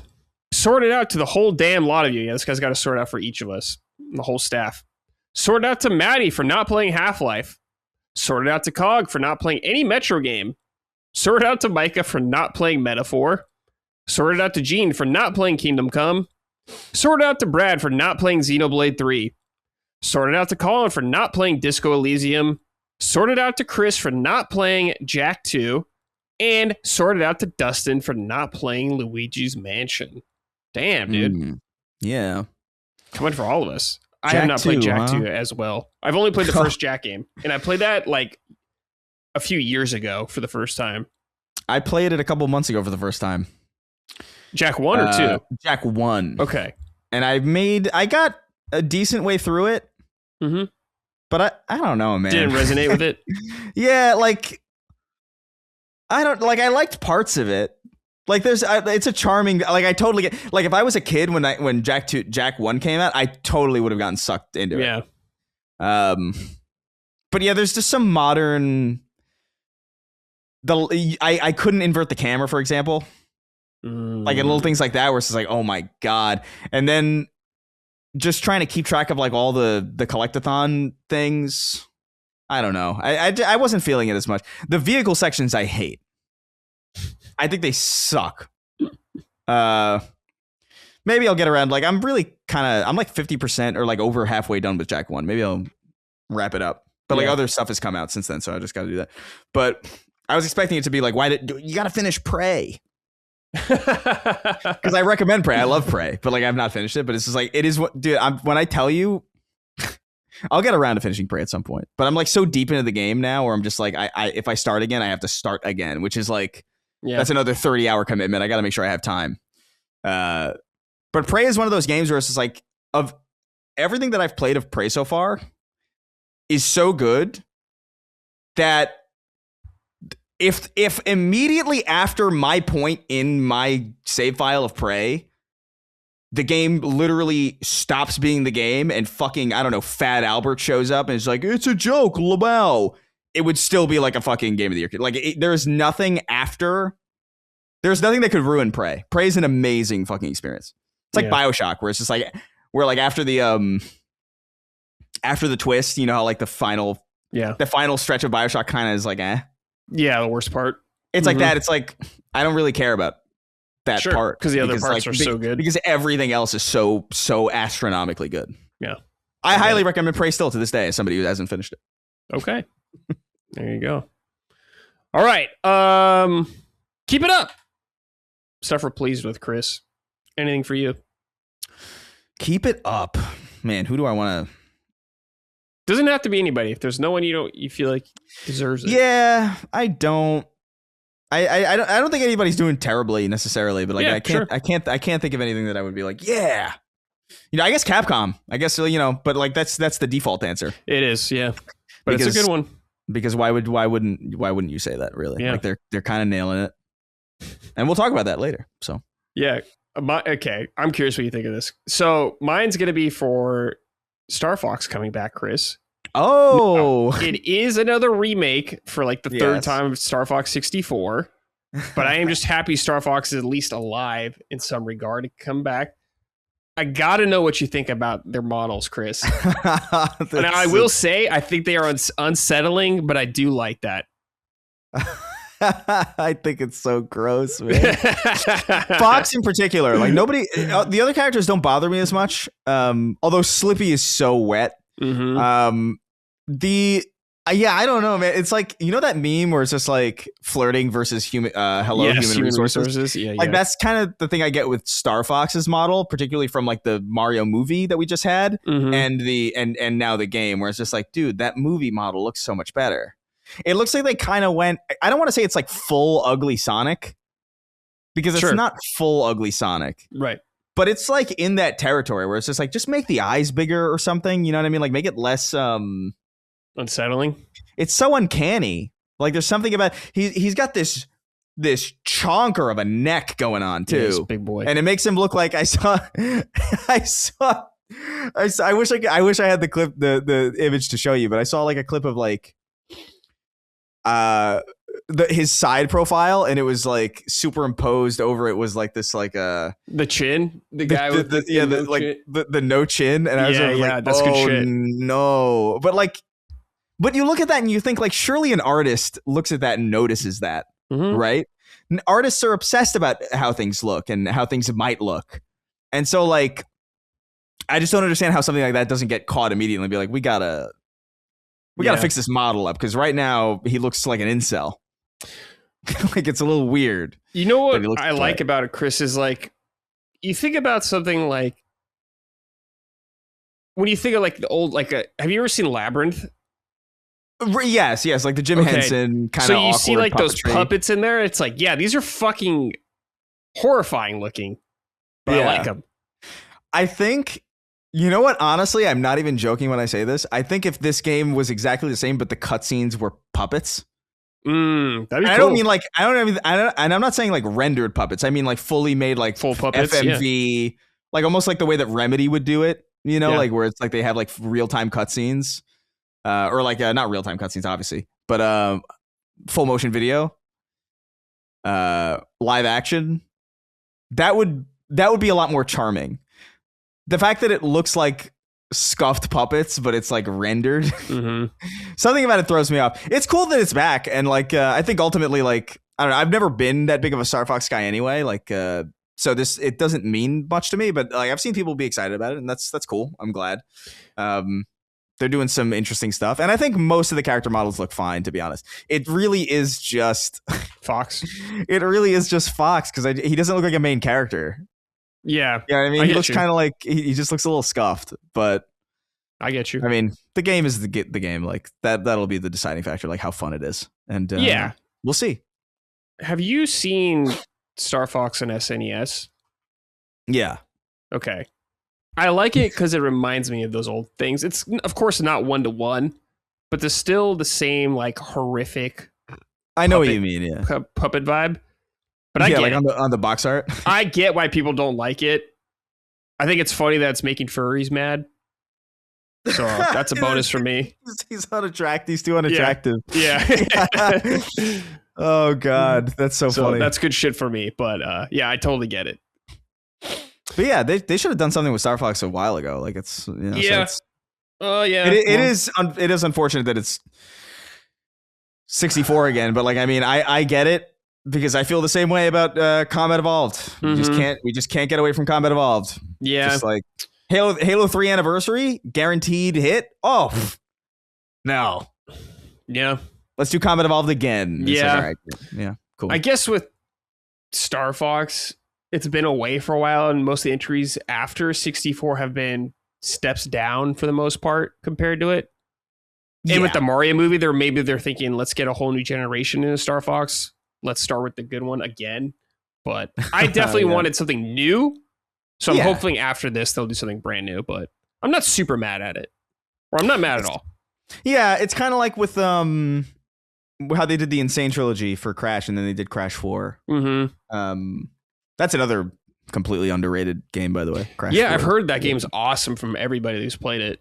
Yeah. As a 3D platformer, it's probably one of the best in modern memory. Damn, easily. Okay.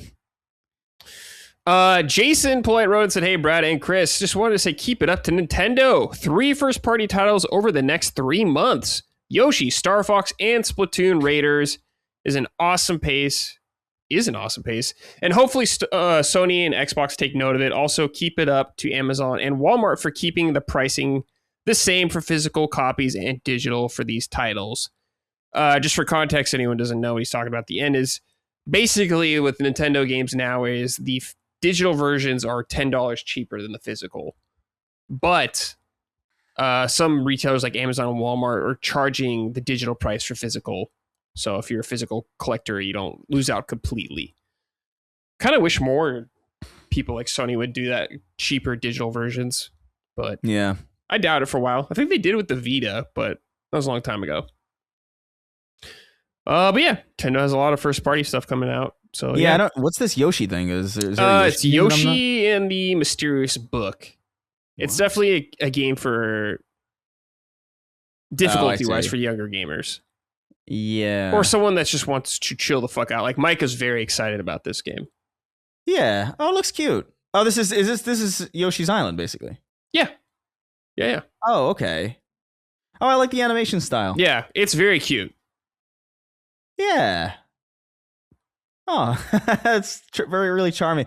I like, man, I wish Nintendo games could be played on not Nintendo hardware. I hate using the Switch, man. I don't know. I don't have a Switch 2 in fairness, so like I don't know. I'm sure it's better, but it is better. But yes, I understand. Man, I get it. All right, it's your boy Shawnee D wrote and said, "Hey, Cretaceous Chris and Brutish Brad, keep it up. RGG Studio for Stranger Than Heaven. Haven't played a Yakuza game since 0, and this trailer really did it for me. Not just for the fact that it's a stacked cast of Snoop Dogg and his son, of all people, Moeka Hoshi from the FX show Shogun, including Takuma Nishioka. Nishioka, Yeah, but my favorite role of his is in the Ultraman series. This one will definitely disappoint Chris, knowing he reads my names on Snark Tank, showing just how much of a massive weeb I am. But the one that I'm most excited for is Ado, who is a faceless singer, keeping her identity a secret behind her anime character, who has grown in popularity for a while. But this is the crux of the situation. Is that her face, or did RGG just add a random face model for her to keep her identity a secret? Very curious, but either way, that trailer got me, and I wishlisted it on PS5. I'll stop typing and continue my hellish torture. That is M12 Savage. It is the hardest mechanic in 14 history. Oh yeah, I've never done those. That's just like the hard ass raids. Oh, good luck. That's so fun. I haven't watched the Stranger of Heaven thing at all. I'm super burnt out on Yakuza games. They are great games, but I'm just super burnt out on them.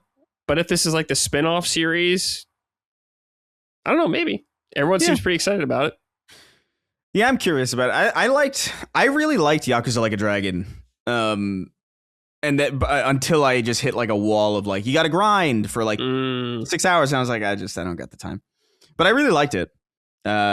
I'm curious about this. I haven't seen all of this. I skimmed that trailer just to see like the Snoop Dogg parts, because I was like, what the fuck do you mean Snoop Dogg's on this? And it kind of works. Cool. That's what surprises me. It's like, it's not like, look, I'm really excited for, or I'm really looking forward to that 007 game. Yeah. But Lenny Kravitz as like the bad guy, I'm like, that's not gonna work. Like I know ahead of time. It's like that's gonna be dumb. Sure. Because in the trailer it was dumb. Like you didn't do, like the delivery was like, you're not a voice actor. Like I get it, it's fine. But Snoop Dogg was like killing it. I was like, oh, this is like he fits here somehow. Yeah. Weird. Good old Snoop Dogg. Looking forward to it. He said this thing was like, is that her face, or did RGG just add a random face model to keep her identity a secret? That reminded me of do you remember in Mass Effect where there was a picture of Tali without her helmet on, and people got mad because it was like a stock. It was like a stock model. Yes, I kind of do remember and that. It ruined everybody's like fantasy of like what she might have looked like. No, she doesn't look like I wanted. It was really silly of them to do that. Yeah. Especially because they just like literally just made a blue lady. It wasn't even like an interesting design or anything. That shocks me that they haven't taken off Chief's helmet in the games yet. I can't believe they've been smart enough not to do that. I know, right? You think they'd be dumb enough? with like, why is that the thing that like I would almost rather this not be the thing you're best at, to be honest. It's one of the least important. Like I think good. It's a good thing that you're not doing that. Good thing to keep it on. But of the things that you should be focusing on, that's not the one that I would maybe primarily focus on. Yeah, you know. Man. That is funny that you bring that up. I'm so curious about that remake. I haven't played through Halo 1 probably before 3 came out. Because I played them all before 3 came out. So it's been a long ass time for me. And I know a lot of people are down on it, and I'm sure for good reasons. But I'm curious about it just because it's been for a long time for me. It will only be baseline great.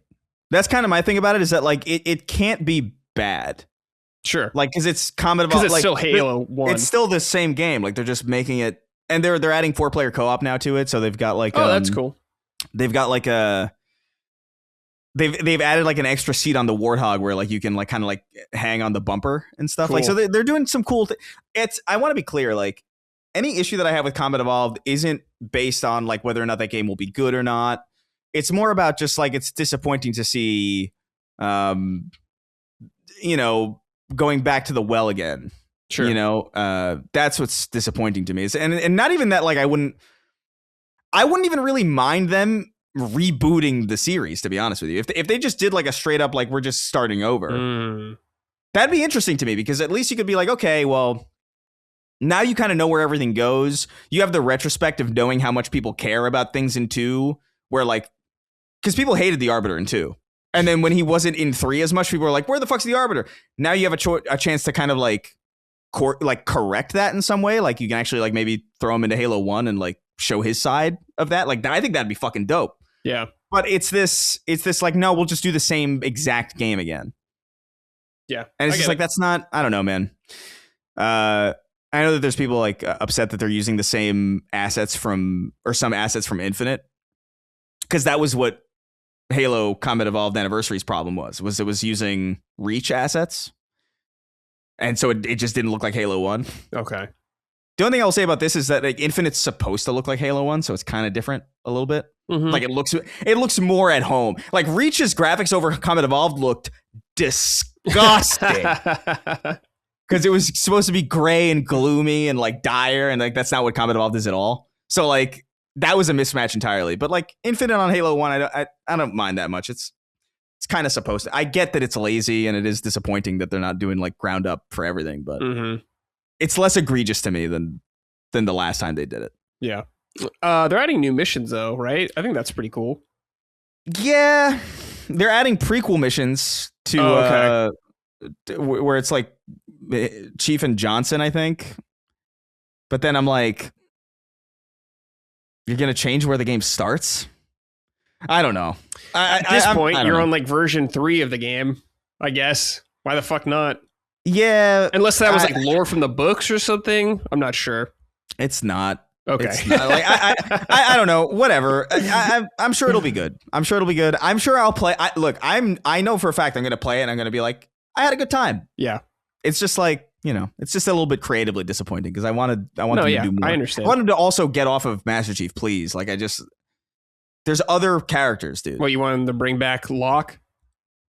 Agent Locke? Dude, I wouldn't have, dude, this is so funny. I'm such a nerd about this shit, but I was paying so much attention to like the pre-release cycle for Infinite. And like, I remember a bunch of toys leaked. Do you remember this? Where like, no. So they had a whole marketing plan, but because the game got delayed so heavily, a lot of the marketing plans fell to the wayside. So there were like codes that were going out for like skins like a year before the game came out, and like they had to do something with it. But like toys were leaking where it's just like, it was like a brute character with like Locke's helmet on his shoulder. Oh. And then like a almost like, not like a punished Locke. I'm joking when I say that, but like kind of like Locke with no armor and like scrapped up, and he's like, he was stuck on the ring or something. And I would have been like, that'd be fucking cool. I want to know what happened. Like that's interesting. Yeah, they never touched on him again, right? In the games? And then they were like, no. People didn't like him. So let's say, well, my issue with them is that like things don't work immediately, and then they're just like, fuck it, retcon. And it's just like, well, what the fuck are you doing? Like, give us yeah. People didn't like the Arbiter, and like they kept him, and like and then people ended up loving him. So like, I don't know, man. They just whatever. This could be 6 hours. Yeah, 5 is the only one I never finished. I remember playing 5 and I was just like, yeah, I'm not really invested in any of this. There was like too many characters in that game. There was like 8 Spartans and shit. I'm like, what's going on? It's too much. That's a very good video game, like from like a play perspective, and even the mission layouts I think are kind of good, but like the context of what you're doing and like the story and the characters involved is just like, what the fuck are we doing, bro? This is the dumbest shit ever. I think Halo 4 is worse, to be honest, but like from like a gameplay perspective or narrative, for everything. I think that the narrative is better, but only. But that gets ruined by the next game anyway. So it's, you know what I mean? So it's kind of even it doesn't even have that going for it. So it's I don't know. I hate Halo 4 so deeply. We don't have to spend 6 hours on this because we can. We can, yeah. And I have. I'm pretty sure. Yeah. I hope Gears is good. Please be good, Gears. Oh man, Please be good. I think we'll see it soon, probably. To be fair to them, I think they've done a better job at like remaining. Like they've stuck closer to what Gears is over time. Sure. 4 was kind of, like 4 and 5 I think are good video games. I just think 4 is like 5 is a little unfocused, and it's got that weird like split narrative decision at the end that seems kind of dumb. Like I don't know why you would do that. And then like 4 has like too many robots. Too many robots, yeah. It's too many robots. Like I want to like I like downgrade. Like I like shooting robots. Like I marathons all shooting robots. But like Gears of War, like you want the blood and you need like, the chunk, the flesh. Yeah, like you need that. The locusts are so cool. Chainsawing through a fucking toaster oven isn't. Like, that's it's nothing, not the same, dude. It's not the same. Yeah, so, like blowing off like the limbs of a locust is so satisfying. Like the dopamine hit every time you see like chunks fly. It's incredible. It's super good. It's bewildering to me that they didn't do the collection. and instead did Gears of War Ultimate Edition again. Yeah. This is what I'm saying about Microsoft. Like, I don't know, man. There's so much good IP there, and there's so many good like they've made so many good things, and they're just like they don't know how to handle any of it. It's so crazy to me that they didn't understand how much of an obvious slam dunk a Gears collection would have been. Like all 3 games playable on modern hardware for the first time and on PlayStation for the first time, it would have done so much better than just like, oh, Gears 1 again. Yeah. Well, if they do, hopefully they do 2 and 3 at least together. But who knows? They fucking won't. I just know it. Sort it out, Microsoft, man. There you go. That's my extra sorted out. Extra one, okay. All right, let's get a game recommendation from the audience for the audience. Big Smoke wrote and said, "Howdy, dudes. I have a game recommendation. I noticed most people pick niche indie games, but I wanted to recommend LA Noire. Truly still the best detective game you can play. I personally feel like it was ahead of its time when it came out, and it doesn't get enough love nowadays. I will not let this game be forgotten, so anyone who hasn't played this wonderful gem, please do so. And if you have, then play that shit again. Please, Rockstar, make another one. New York Noir, perhaps. That'd be cool. I haven't played this game. I missed the boat on all this kind of shit. This may lead into what I was talking about earlier about the more narrative-focused games, I suppose, of like... I haven't played it, so I don't know. More Telltale-esque kind of style game. I'm not sure, like interrogation, all that kind of stuff at the time. But I've heard nothing but great things about it, so I'm curious about it. And the face technology in that game is so funny to me and like weird. I like enjoy it. It is really funny, yeah. But I don't think this game's underrated at all. Yeah, people like a lot of people love this game. Yeah, I that's another game too that I haven't played. Like I dabbled with it. Like I think I played it at either a friend's house or something, or like maybe I had it from GameFly for a little bit. I know I played LA Noire. I just know I didn't beat it. But like I should get around to that. There's no reason not to. I guess it's like I think it must be on PC, right? Am I fucking crazy? I think it's on PC. I think it's on PS4 and Xbox. Yeah, whatever. I should play that. Because I've been hearing about this game forever, and I've seen like there's so many memes from it that yes, there's a lot. The face technologies, like just the fact that like that was it the guy like, and it says doubt or something. Yeah, that's a classic. So, iconic stuff. So it's a classic. All right, let's see. Chris, Saros, you and me are both playing this a little bit. I think I'm not done with the game, but I'm pretty far, seemingly. I don't know. I'm guessing I have like 1 or 2, possibly 3 biomes left. Yeah, I don't know exactly where I am in the story. I'm on this boss that's like a flying kind of cluster of... Yeah, dude. I was like, that's the one I'm on. And I was like, this looks like fireworks going off or some shit. It's hard. Like that boss fight to me is like, I don't know, maybe I'm fucking stupid or something. But like the previous 2 boss fights I had were cakewalks compared to this one, and I'm not even necessarily convinced that it's hard. I genuinely just think I'm like I don't know what I'm supposed to be shooting at. yeah. Like does it do more damage if I target the? You know what I mean? Like I'm just trying to. No, yeah, I get you. I don't know, but I'm stuck on that boss right now, so I'm just kind of like I don't know. I'm playing it. I'm enjoying it. but I don't know how I feel about it exactly. Okay. I think it's a good video game. I think it plays very well. I think like the movement feels great. The moment to moment combat feels good. I like the difficulty gates that they put in there, like with like you can turn on the eclipse or you can go into those nightmare gates. Yeah. I love the nightmare gates. The nightmare gates are the most fun I have, I think, when I'm just like, okay, this is a challenging area. There's like a lot. You're moving around, you're dashing, you're using jump pads, you're trying to time your shield right. It's good stuff. But I also kind of feel like I'm not involved. I don't know. I kind of space out. You know what's weird about it, Chris, is I'm way less invested in the narrative than I was in Returnal when I played Returnal for the first time, and I don't really know what it is about it. I don't know. I think Returnal just presented its story to me in a more interesting manner, or I guess in a more intriguing manner. Like this one is definitely, I think, probably easier to understand, and I think that's totally fine. There's like several NPCs you could talk to. It's definitely a less isolating game, but something about it I'm just not super invested in yet. I think the gameplay is super fun, though. I think it's really good. I like the shield mechanic, like absorbing attacks to charge up your attacks and stuff like that. I think that's really cool. I like the parry I got pretty recently. I think that's super fun. Some of the weapons are pretty cool. I like the more weird ones. Like, there's like a crossbow one I got. I'm like, okay, this is a little weird, more unusual. So I'm into that. But I don't know. It's more Returnal, but a little more friendly in the sense that you can upgrade easier your character to get more strong or to get more powerful. But it's easy to bring progression forward into runs. Yeah. I don't know. I don't think it's a bad video game by any means. No. I think it's very good, but I am feeling like there's something missing. Okay. I think the story is kind of like whatever. Like I think you know what it feels like? It feels like I'm in the middle of a story. Mm-hmm. Like it drops you off in the middle of something. It does, which is not too uncommon. Like a lot of stories do that, but in this game, it feels particularly like I feel like we're 40 minutes into a movie by the time this thing starts. And I'm supposed to know these characters or whatever, and there's a death early on, and I'm like, I don't. Yeah, it's like I don't give a shit about that guy. What does it fucking matter?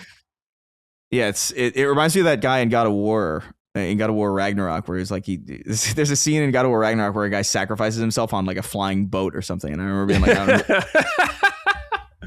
don't know who the fuck that guy is, but they gave him a whole thing, and so like.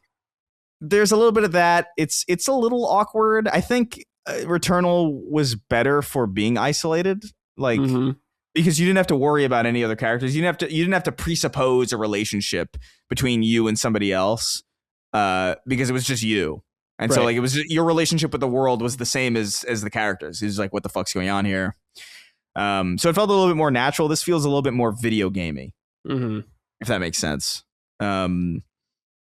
And I don't even necessarily want to say it's worse, because I also kind of just didn't care about the story in Returnal either. But I felt like I was allowed to not care a little bit more in Returnal. Like it felt a little bit more like it was more backseat, mysterious and in the background. And you get to the house and things happen. But even when you get to the house, like things don't really make sense and it's not really explained to you that well.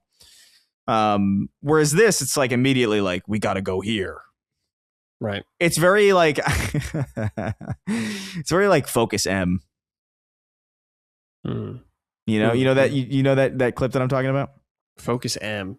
Yeah, the Unreal Engine Mario. Oh, I didn't know that was called. I do know that clip. Yes. It's like Focus M, and it's like come on M. That's funny. Come on M. It's like it's not that bad. I don't want to overstate like how poorly it's written. I don't think it's like written poorly or anything. It's just I get the sense that they got a lot of notes from Returnal. They probably saw a lot of people dropping off and bouncing off. They probably got a lot of feedback. I think they responded to that feedback, and I think a lot of it is good, but there's some parts where I think they would have been better off sticking to their guns a little bit. I think a game like this benefits from being isolated. Sure. Like I kind of don't want people to talk to me while I'm playing this game. I don't want chatter. I don't want random NPCs to talk to. I like the computer. The computer is actually cool. like the one NPC that I like a lot because it's cold and like you would imagine that like even if you had just met this computer like in universe, it would act just as coldly to you as if you had known it forever. So like it kind of like my feeling of not having a relationship with it is perfectly like narratively logical and like it's fine. It doesn't bother me as much. Mm-hmm.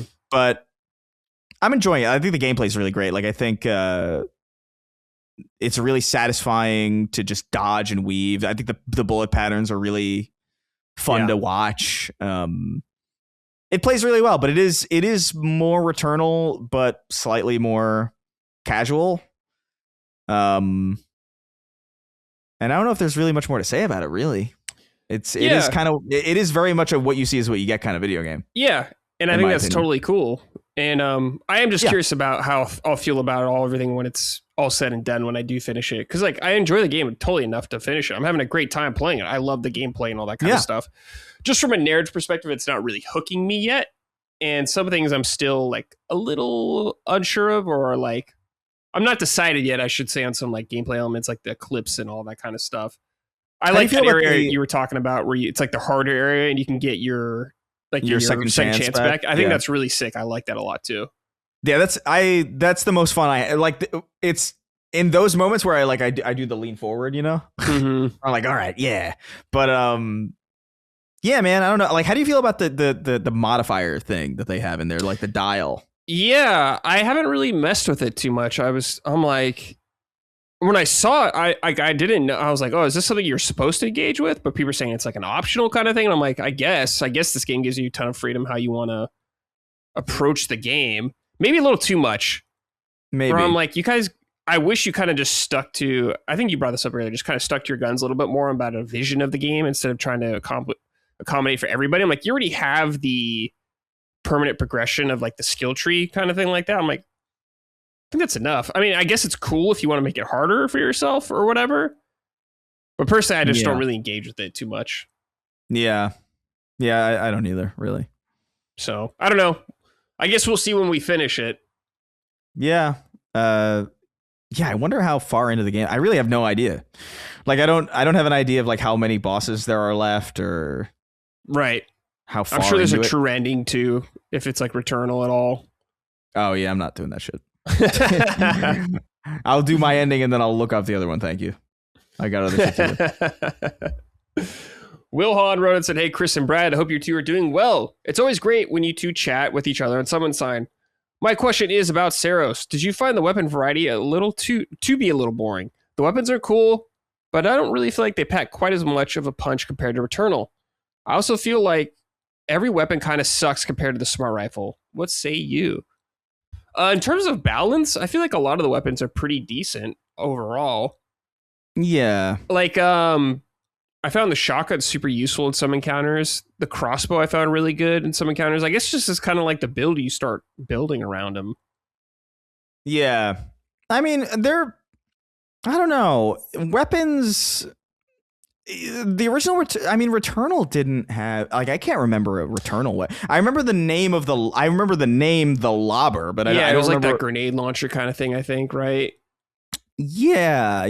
I don't know. Returnal and Saros are not like, in my opinion, when I think of like really really memorable weapons, I'm not thinking of games like this. Sure, you know, like I'm thinking of like Ratchet and Clank or something. But as far as the variety. Yeah, I mean it's shotguns, it's guns. You know, like there's an archetype you got to follow. I do think the smart rifle is kind of the best one because it's just like, oh, you don't have to aim, it's doing consistent damage. I struggle sometimes just with the idea of not using it because it's like, why wouldn't I just use this? The shotgun I find a little bit awkward because I don't quite even know what the spread is on it. I don't know like where my bullets are going because it's like this big pop. But I'm like, is that the damage? Is that what the damage? It's a little awkwardly communicated. So like I try not to use it because I've gotten buried with it so many times. The pistol I don't see a purpose to. But the smart rifle is just so good, and even the other machine gun is good because you can hit people from really far away. Yeah, if you're accurate, which is that's another thing. But I think the weapon variety is fine. I just think there's very little argument to me as to why you wouldn't just use the smart rifle. Sure. It homes in on enemies. It does constant damage. You can shoot and then duck into cover, and then the bullets will, you know what I mean? Fine. It's like it's just such an objectively useful gun and especially when you can get some buffs that give you like an extra shot. Yeah, it's crazy good. So like that's been my main gun. It's been like if I find a level 50 or if I find like a level like 40 fucking shotgun, I'm sticking with my like level 20 smart rifle. Okay. You know what I mean? It's just so good. Yeah. But yeah, it's okay. I don't remember Returnal being that much better, to be honest. I think Returnal was about as the same because I feel like I relied on the same weapon in Returnal. Yeah, sure. I remember. Yeah, the rifle, because especially there was like a perk you could get that had like leech on it, so you'd get health back or whatever when you'd shoot guys. Yeah. And I was like, wow, this is fucking crazy. Yeah. All right. Final game here. Pragmata. I don't know how you say it. I've played like 5-6 hours of this game. Cool game. I really like it. Mm-hmm. But I was deciding, I'm like, I'll finish Saros first because I feel like Saros you need to get more in a groove with. Yeah. Like the gameplay. And Pragmata, I feel like I can just hop back into whenever. No problem. Gameplay wise. Narrative wise, maybe not. But I plan on playing the game again, like doing New Game Plus, so that'll help. But anyways, Chris, you've been playing this. What do you think? Mm-hmm. Yeah, so I finished it like I think a week or two. Oh, okay. Ago. Cool. I played it I think the day Saros came out. I beat it the day Saros came out or the day after or something like that. And yeah, I liked it a lot. It's a really solid. I love this gameplay mechanic that they've come up with. Hacking? Maybe you can, yeah, like I dig it. It's new. I don't know if, although maybe my frame of reference is too limited, Brad. I don't know if maybe this is like hearkening to some other game that maybe I just haven't played, but like I've not played a game with this combat style or this gameplay mechanic ever. I can't recall anything off the top of my head either like that. Like in the same way, I can't. It's a third-person shooter kind of adventure game. You're collecting upgrades, various currencies. There's a little hub world. I hate hub worlds, but it's fine. it's not so bad in this. But like, yeah, so the way you engage is that you fight and you have all these different weapons, but you have this hacking minigame where like you lock onto enemies, and in order to do damage to them, and in order to boost damage to them, and in order to maximize your effectiveness with your weapons against them, you have to play this kind of snake-like minigame with the face buttons. So triangle, circle, square, X, or cross. And that navigates you through like a grid of like hacking nodes. And basically like your goal is to get to the green. And you can go immediately to the green and you can just do some light damage, or you can get some other buffs along the way. You can pass through blue. You can pass through some of your customized yellow nodes that give you other boosts in status. Some of them freeze enemies. Some of them make them more prone to overheating. Some of them will make it so like once you get to the green, if you've passed through it, it'll turn that enemy on the others. And there's a lot of like interesting builds that you can kind of craft as you go through this play space. And yeah, I found myself really vibing with whatever this game was doing. Like the combat is so cool and interesting and novel. And in places it gets really satisfying. Sometimes it gets a little much, especially with characters that like zoom around and I'm trying to move the camera to keep track of them while also hitting the face buttons, and I'm like, I can't fucking do this, bro. Like what are we doing here exactly? Because and there were moments towards the end where the enemies got so numerous that I would be hacking one character and then it would switch to a different hacking grid, and I'd be like, oh fuck, this is a little messy. I think there's a magic number, I think, of enemies that need to be in a room for this to work well, and interacting with each other as well. But yeah, man, it's good. It's real good. Like the feedback of the weapons are really nice. The like hitting criticals and doing overheating on enemies is like really satisfying. There's like finishing moves that you get later on too that are like really fun. Even though he only says take this every single time you do it, it's kind of wild to me that like I don't understand why like clearly this is the best way to 4 or 5 of those lines. Yeah, like it's crazy to me. That's the same way. It's literally always take this, and it's like, bro, like this is the best way to dispatch enemies because you get like some iframes, you know. Yeah. And you can get a perk too that like when you do a finishing move or when you do the critical hit, that critical hit damage spreads to other enemies. So you get that perk at some point. I was like, well, what the fuck? Like clearly I'm going to be doing this all the time. But yeah, it was really solid. The story was fine. It was like nothing to, it didn't blow me away or anything, but it was cute. It was a little charming, a little corny at a certain point. I definitely cringed a couple times, but it reminds me of like, it reminds me a little bit of Mixtape where I was like, that's fine. It's cute. It's fine. This is the trappings of this genre. It's very Japanese. The story doesn't go in any there's no twists and turns really. Like it's a pretty straightforward, like what you see is what you get kind of story. You can probably guess like what's going to happen if you've played even a little bit of it. But I just think the core game is really strong. It's also short. It like respects your time. It's like, I beat it. My in-game clock said 10 hours. Yeah. So I finished it fairly quickly. The PlayStation clock said 12. So probably like sometime in menus and stuff. But yeah, I just found it to be like a nice, enjoyable, brisk, very game. The game flows really well. Yes, like there's no fat really on it. I don't think. It's all substantive. You're always making progress towards something. Some of the weapons feel a little bit like underbaked, but it's just the kind of it's you're always gonna have like a preference. Yeah. To what weapons you're gonna use, but I really liked Pragmata. It's a nice surprise. I wasn't sure if I would. I wasn't even sure if I was going to play it, really. But curiosity got the better of me. Yeah, it's definitely, I've heard people say this, it's like a 360 PS3 era kind of game.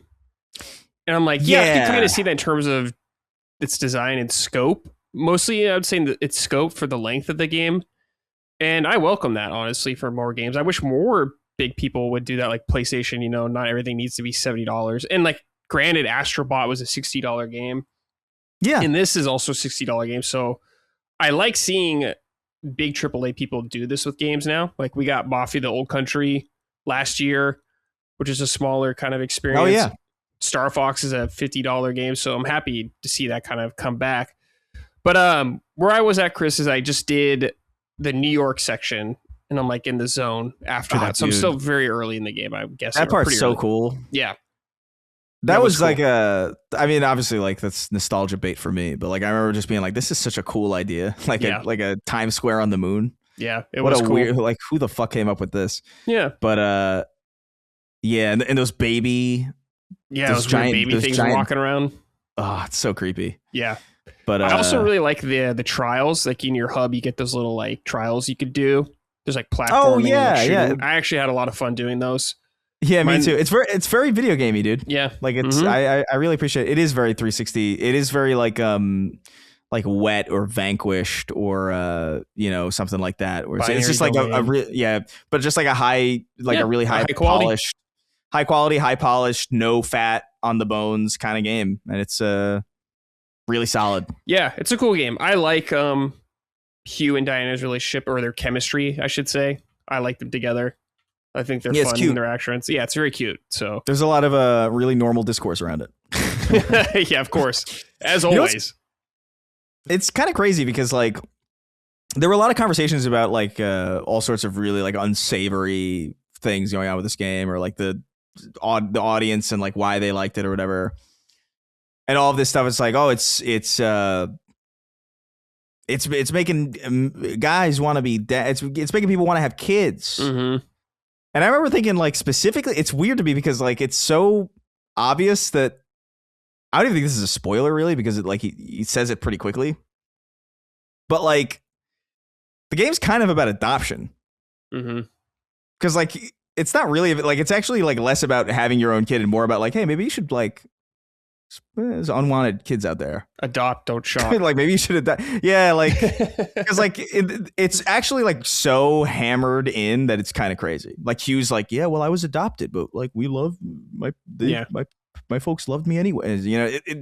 Conversations like that happen constantly, and it's like, oh, I know what this is about, and it's cute. It's a good game. Yeah, it's cute. Nice message. Again, not not super like twisty or turny or anything, but it's No, yeah. I really enjoyed my time with it. I wanted more by the time it ended, which is always nice. I feel like I never have. I feel like a lot of modern games, like they overstay their welcome, or like by the time I'm done with it, I'm like, okay, whew, good. On to the next one. This one, I was like, I want more of this. I don't know if they will do more, but like we'll probably get more. It sold pretty well, over 2 million from what last I heard. So this game took a long time to make, though. But that is true. Yeah, I'm sure it'll do. I'm sure it did fine financially, and I hope they make another one because it'd be cool. It's a cool mechanic. It's just a cool gameplay loop. I would love to see it expanded upon and like have some of the rougher edges sanded off. Yeah, I feel like there's a lot of potential there. Absolutely.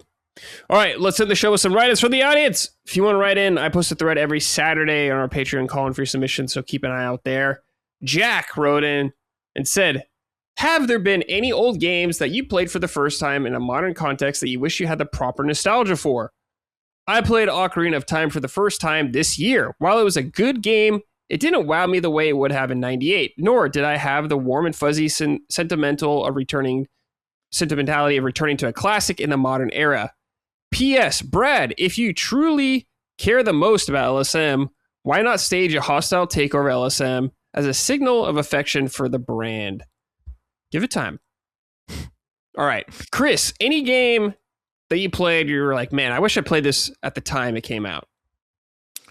Man, I mean, honestly, it would probably be as like Zelda games, because I just I had an NES, but like I had Mario and Excite Bike and Shadow of the Ninja. I didn't Teenage Mutant Ninja Turtles. I didn't have any Zelda games on the NES. I didn't have an SNES. I didn't have an N64. So like you didn't have a GameCube either, right? I borrowed a GameCube from my uncle. You borrowed from your uncle, like your one summer where like I think he was like studying for something and he was like, I can't have this in the house. Do you want to borrow it? I was like, yes. That's how I played Super Mario Sunshine. Cool. And like Smash Brothers Melee. I think I had like Metal Arms glitching the system as well. Like just a lot of weird games. And I loved Melee and Sunshine.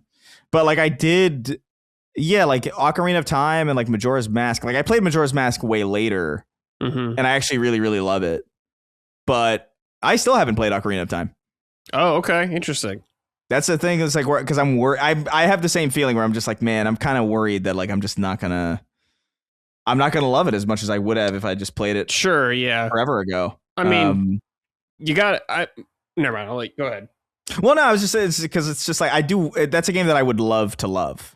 You know what I mean? Because I would love to be involved in it. But yeah.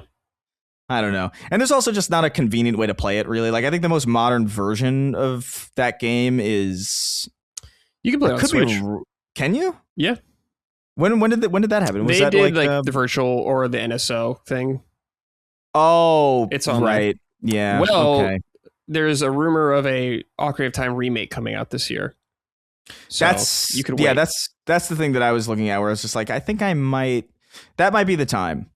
But but also, I think my answer would be the same, because I played I played so much else. Like it's just Nintendo was just this big blind spot for me for most of the 90s into the 2000s. It was just all PlayStation, Xbox, even Dreamcast. I have more knowledge and experience with.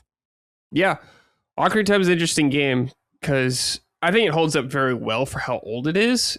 But I mean, it's definitely got its rough edges, especially now. But I mean, I felt that way about Majora's Mask, to be fair. Like, of course. Majora's Mask I played for the first time in 2012, and I thought that game held up surprisingly well. Yeah. I just think because they have really good design, so it helps a lot. It does help a lot. It's just, it's got a great vibe, too. Majora's Mask definitely does. Majora's Mask is like my exact type shit, man. Like it's despair looming.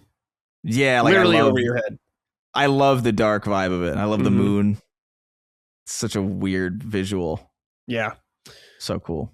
For me, one is Elder Scrolls Oblivion, because I was playing it this or last year and a little bit of this year, the remaster or whatever. And I think it's rough in a lot of ways, but it's still really cool and I really like the game. But I'm like playing. I'm like, man, in 2006, this would have been fucking crazy for me to play. Yeah. I would have been like, whoa, blown away by this fucking game. Because you play it now. I'm like, well, all these caves fucking suck that you go into these dungeons. Yeah, it's and there's trivial. There's 3 voice actors in the whole game. But yeah, it's still a fucking cool ass game. Even Skyrim has that problem. It's like the same six voices. Yeah. I like that a lot. It makes it feel like a play. It does. But it really does. Yeah, Oblivion is one of those things. Like, I didn't play Oblivion when it came out, or I think I did, and I remember being like, "This sucks," because my frame of reference were like first-person shooters, right? And so, like, when I played Oblivion and it was first person and it felt like ass to move around, it felt like ass to do anything. I was like, "What the fuck? Why does Halo 2 feel better than this?" Yeah, like, why does Time Splitters feel better than this? Like, what is going on? Like, shouldn't we figure this out by now? And then you learn like, oh, different games are focused on different things. Like, okay, this is totally more of okay, so this is different. But I remember playing the Oblivion remaster and actually being fairly enchanted with it. Mm-hmm. But the memory leak thing, man, like, yeah, it doesn't run great. It runs like shit, and it runs like shit the longer you play it. So like, I remember being like, this is the worst kind of game for that, because this is a game that I want to get lost in. Mm-hmm. And I want to just kind of vibe out to, and I want to sit down and then like play it for hours and then like realize that it had been like 5 or 6 hours since I started.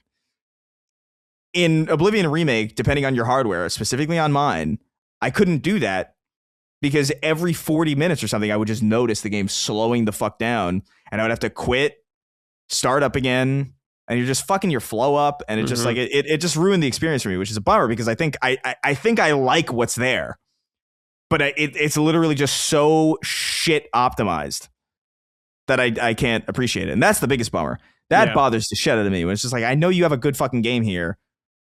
Why can't you just make it playable? This is crazy that we're dealing with this shit still to this day. Like, I don't know. Unreal Engine 5 is a fucking disaster. I don't understand. I don't understand how it got this bad. I swear to God, this might be like really crazy to hear for like younger people, but like, Unreal Engine didn't used to be shit. Yeah, that's true. There were some times, like, there was a point in time where like, I remember I would see Unreal Engine show up before a game and I'd be like, oh, cool. I wouldn't think, oh. And now I think, yeah, Gears of War. There's a lot of great 360 PS3 era games came out on Unreal. A lot of shit ones too, but like, yeah, I think it was never because of the engine. The Arkham games are maybe Unreal Engine games. The Arkham games are Unreal. There's a lot. There's a shocking number, like more than you remember. Yeah, probably. But like, now I see, like, in a modern context, when I see Unreal Engine show up before a game starts up, I'm like, oh, here we go. You never know. Yeah, you never know. Maybe this dice roll. It's a complete dice roll. Yeah. I never played it, but one game I wish I was there to experience at the time was this MMO called Dark Age of Camelot.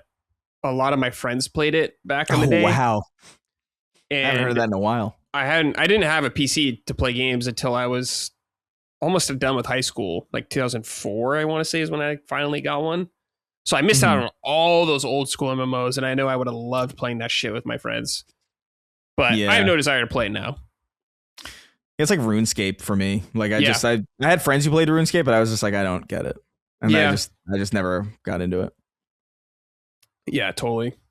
I was too busy playing fucking Luigi's Mansion on the GameCube. Right. Struggling. Super Donkey Monkey Konga. Ball. Donkey Konga, yeah, struggling. Dark days. D-Man wrote in and said, hello, gents. First time subscriber, several month listener here. I guess this doesn't really apply to you guys since playing games is your job, but I would love to know what you guys would say to someone who tells you, why do you play video games? It's for children. Grow up. Thanks, and keep up the great work. I don't think anyone's asked me why I played video games since I've been like 10 or maybe younger. Yeah, I just don't surround myself with like, I can't even relate to this. No one said this to me in probably decades. Yeah. Like, it's I really like, don't, I don't know. If someone says like to you, like, why do you play video games? You say, because it's fun. Yeah, I was like, what do you mean? Like, why do you do anything? I don't know. Yeah, like, what are you talking about? Like, why do you fucking watch that movie? If they say it's for children, grow up, it's like, what? you probably fucking watch like sports, dude. You're like crying over a grown mass man throwing a football. It's like, I don't know. Yeah. It just strikes me. That's just like, why do you play video games? It's for children. Grow up is such a crazy, like. Yeah, that's like a crazy statement. It's like, why enjoy anything? Yeah, that's I can't even. I don't even know how to respond to that because I don't understand. I can't even understand. Yeah, are people like actually saying that still nowadays? It's so crazy. Like I get it in like 1989 or something like that, maybe. Sure, I could even understand why are you playing video games? Yeah, because it's a time sink. There are arguably more productive ways to use your time. Of course, yeah. Just like there would be if you were just watching movies or TV. Like I get it from that perspective, but like it's for children grow up thing is kind of like, that's so old. Yeah, that like no one's asked me that in forever. Even people that I know who don't play video games have not asked me that. Yeah, because I think they intrinsically kind of understand that like, oh, it's not Pong anymore, or right. it's not I don't know, like a SpongeBob licensed game from a cereal box. Mm-hmm. You know, like it's not a Berenstain Bears game or something. Yeah, I genuinely don't know what I would say to that person. Yeah, I would be like, you stumped me, really. Like I was like, I don't. Why do you listen to music? Why do you watch movies? Why do you watch TV? Why do you do anything? Yeah, everything's for children if children can do it. Yes, like I just like I don't understand the. I was watching Curb Your Enthusiasm when I was 9. That show's not for children. Oh, fuck, dude. So that's so funny. It's funny. Me and my parents would watch it. That's so fucking funny, dude. Holy shit. Yeah. Yes, maybe was that a New Yorker thing? Maybe. I don't know. I think they might have just assumed at the time that I was too young to even understand why it was so funny. But I understood. Yeah. Like I got it. Some kids are dumb, but some kids are smart. I don't know. Kids are smarter than people give them credit for, and adults are stupider. Yeah. Is what I've noticed. All right, this is an unfortunate name, but Nanaki's red 13-inch rocket wrote in. It said, "Hey dudes, Brad, just wondering what your thoughts are, if any, on Alyssa White Glue's ex-arch enemy joining Dragon Force as the band's new co-vocalist. This is the first time I paid attention to them since the album that followed Through the Fire and Flames featured in Guitar Hero 3. It seems like such a strange shakeup in the band's lineup. If you're still looking for some music recommendations, then check out Beast in Black for some disco-injected power metal, Julica for some Japanese-style deathcore, and Crypta, an all-female death metal band from Brazil. Also, Chris, now that you're long gone from Jack and Daxter," dude, this is the second time someone's brought that up to you. That's so funny. This is so funny that somebody brought this up. "Now is the perfect time to mention you can invest the default or you can invert the default camera controls by going to the graphics menu, holding up on the D-pad and clicking R3. So there's no setting. You just have to have a code to do it. Is it like, yeah, weird like dev code or something like that? That is, I will try that. Or something that was in the manual, maybe. Maybe I still have it installed on my bedroom PS5 because that's how I was playing it. So I might load it up and give it a shot. But I remember somebody was trying to fix it for me, where they were like telling me like there's that menu that pops up for some backwards compatible games where like you could button map different things. And I remember I did that for some game. I can't remember what, where like I just did button mapping, and I just made like right look left and left look right, and I kind of reverse engineered the controls to make them uninverted. But like I couldn't open that menu on Jack and Daxter, so I don't know if there's like a skew thing. But I'll give that a shot. If that actually works, that's crazy. Because like, why not just have whatever? Why not? Yeah, whatever. Like arch enemy, I haven't heard about that band in fucking forever. Dragon Force, I was never really into. Yeah, but I do remember them from Guitar Hero. I'm not saying they're bad or anything. I just don't really care about them. But music, yeah, I haven't heard of a lot of these bands you're talking about here. Disco injected power metal sounds very funny to me. I'm like just thinking about that in my head. Dude, we give such a video games have such a problem with terminology, right? Like we always make fun of like what's an adventure game? What's an RPG? What's an RPG? Like, oh, is Mixtape a video game or a visual novel or an interactive? You know what I mean? Like all this stuff. And then I look at music and I'm like, we're fine. Yeah. Disco injected power. I have no idea what the fuck that means. I do know what that means. I remember. I remember prog rock, right? Yeah, of course. When someone's like prog, what the fuck does prog rock mean, brother? Like from like a basic etymological. I don't know how to pronounce that word. When someone says that, I'm like, okay, it has like a lot of genre and time changes, I guess, in it.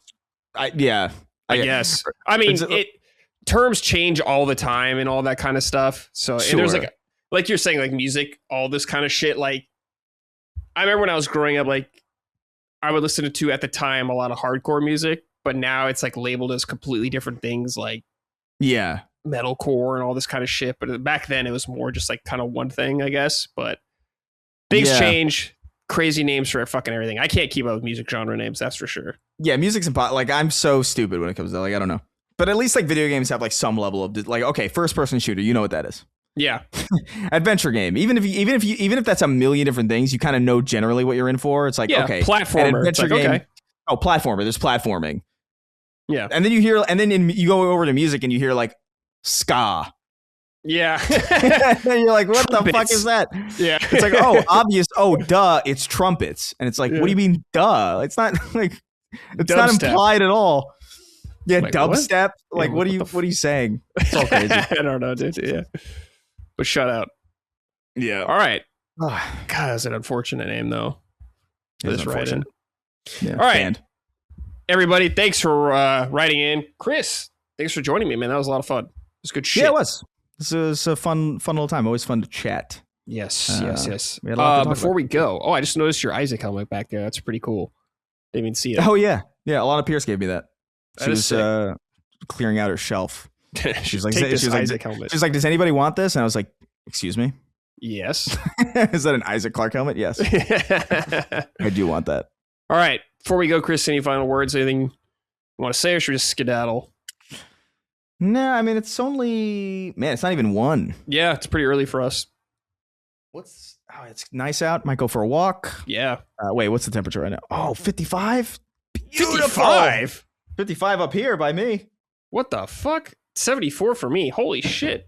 Is it 50 or is it taking a while to update? I hope that's real. It's like 55. You're 58. more inland. Wow, that's crazy. 58. That is oh yes, dude. Wow, that sounds nice. Yeah, I'm jealous. That's East Coast. I'm gonna go for a walk after this. Maybe get a coffee and a sandwich or something. I was just gonna stay in, to be honest, but like this weather's too good. Yeah, that is nice. 58 and sunny. Yeah, jealous. Nice, good stuff.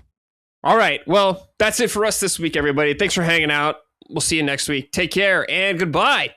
Summon Sign is a product of Last Stand Media and Colin's Last Stand LLC and is proudly recorded in the USA.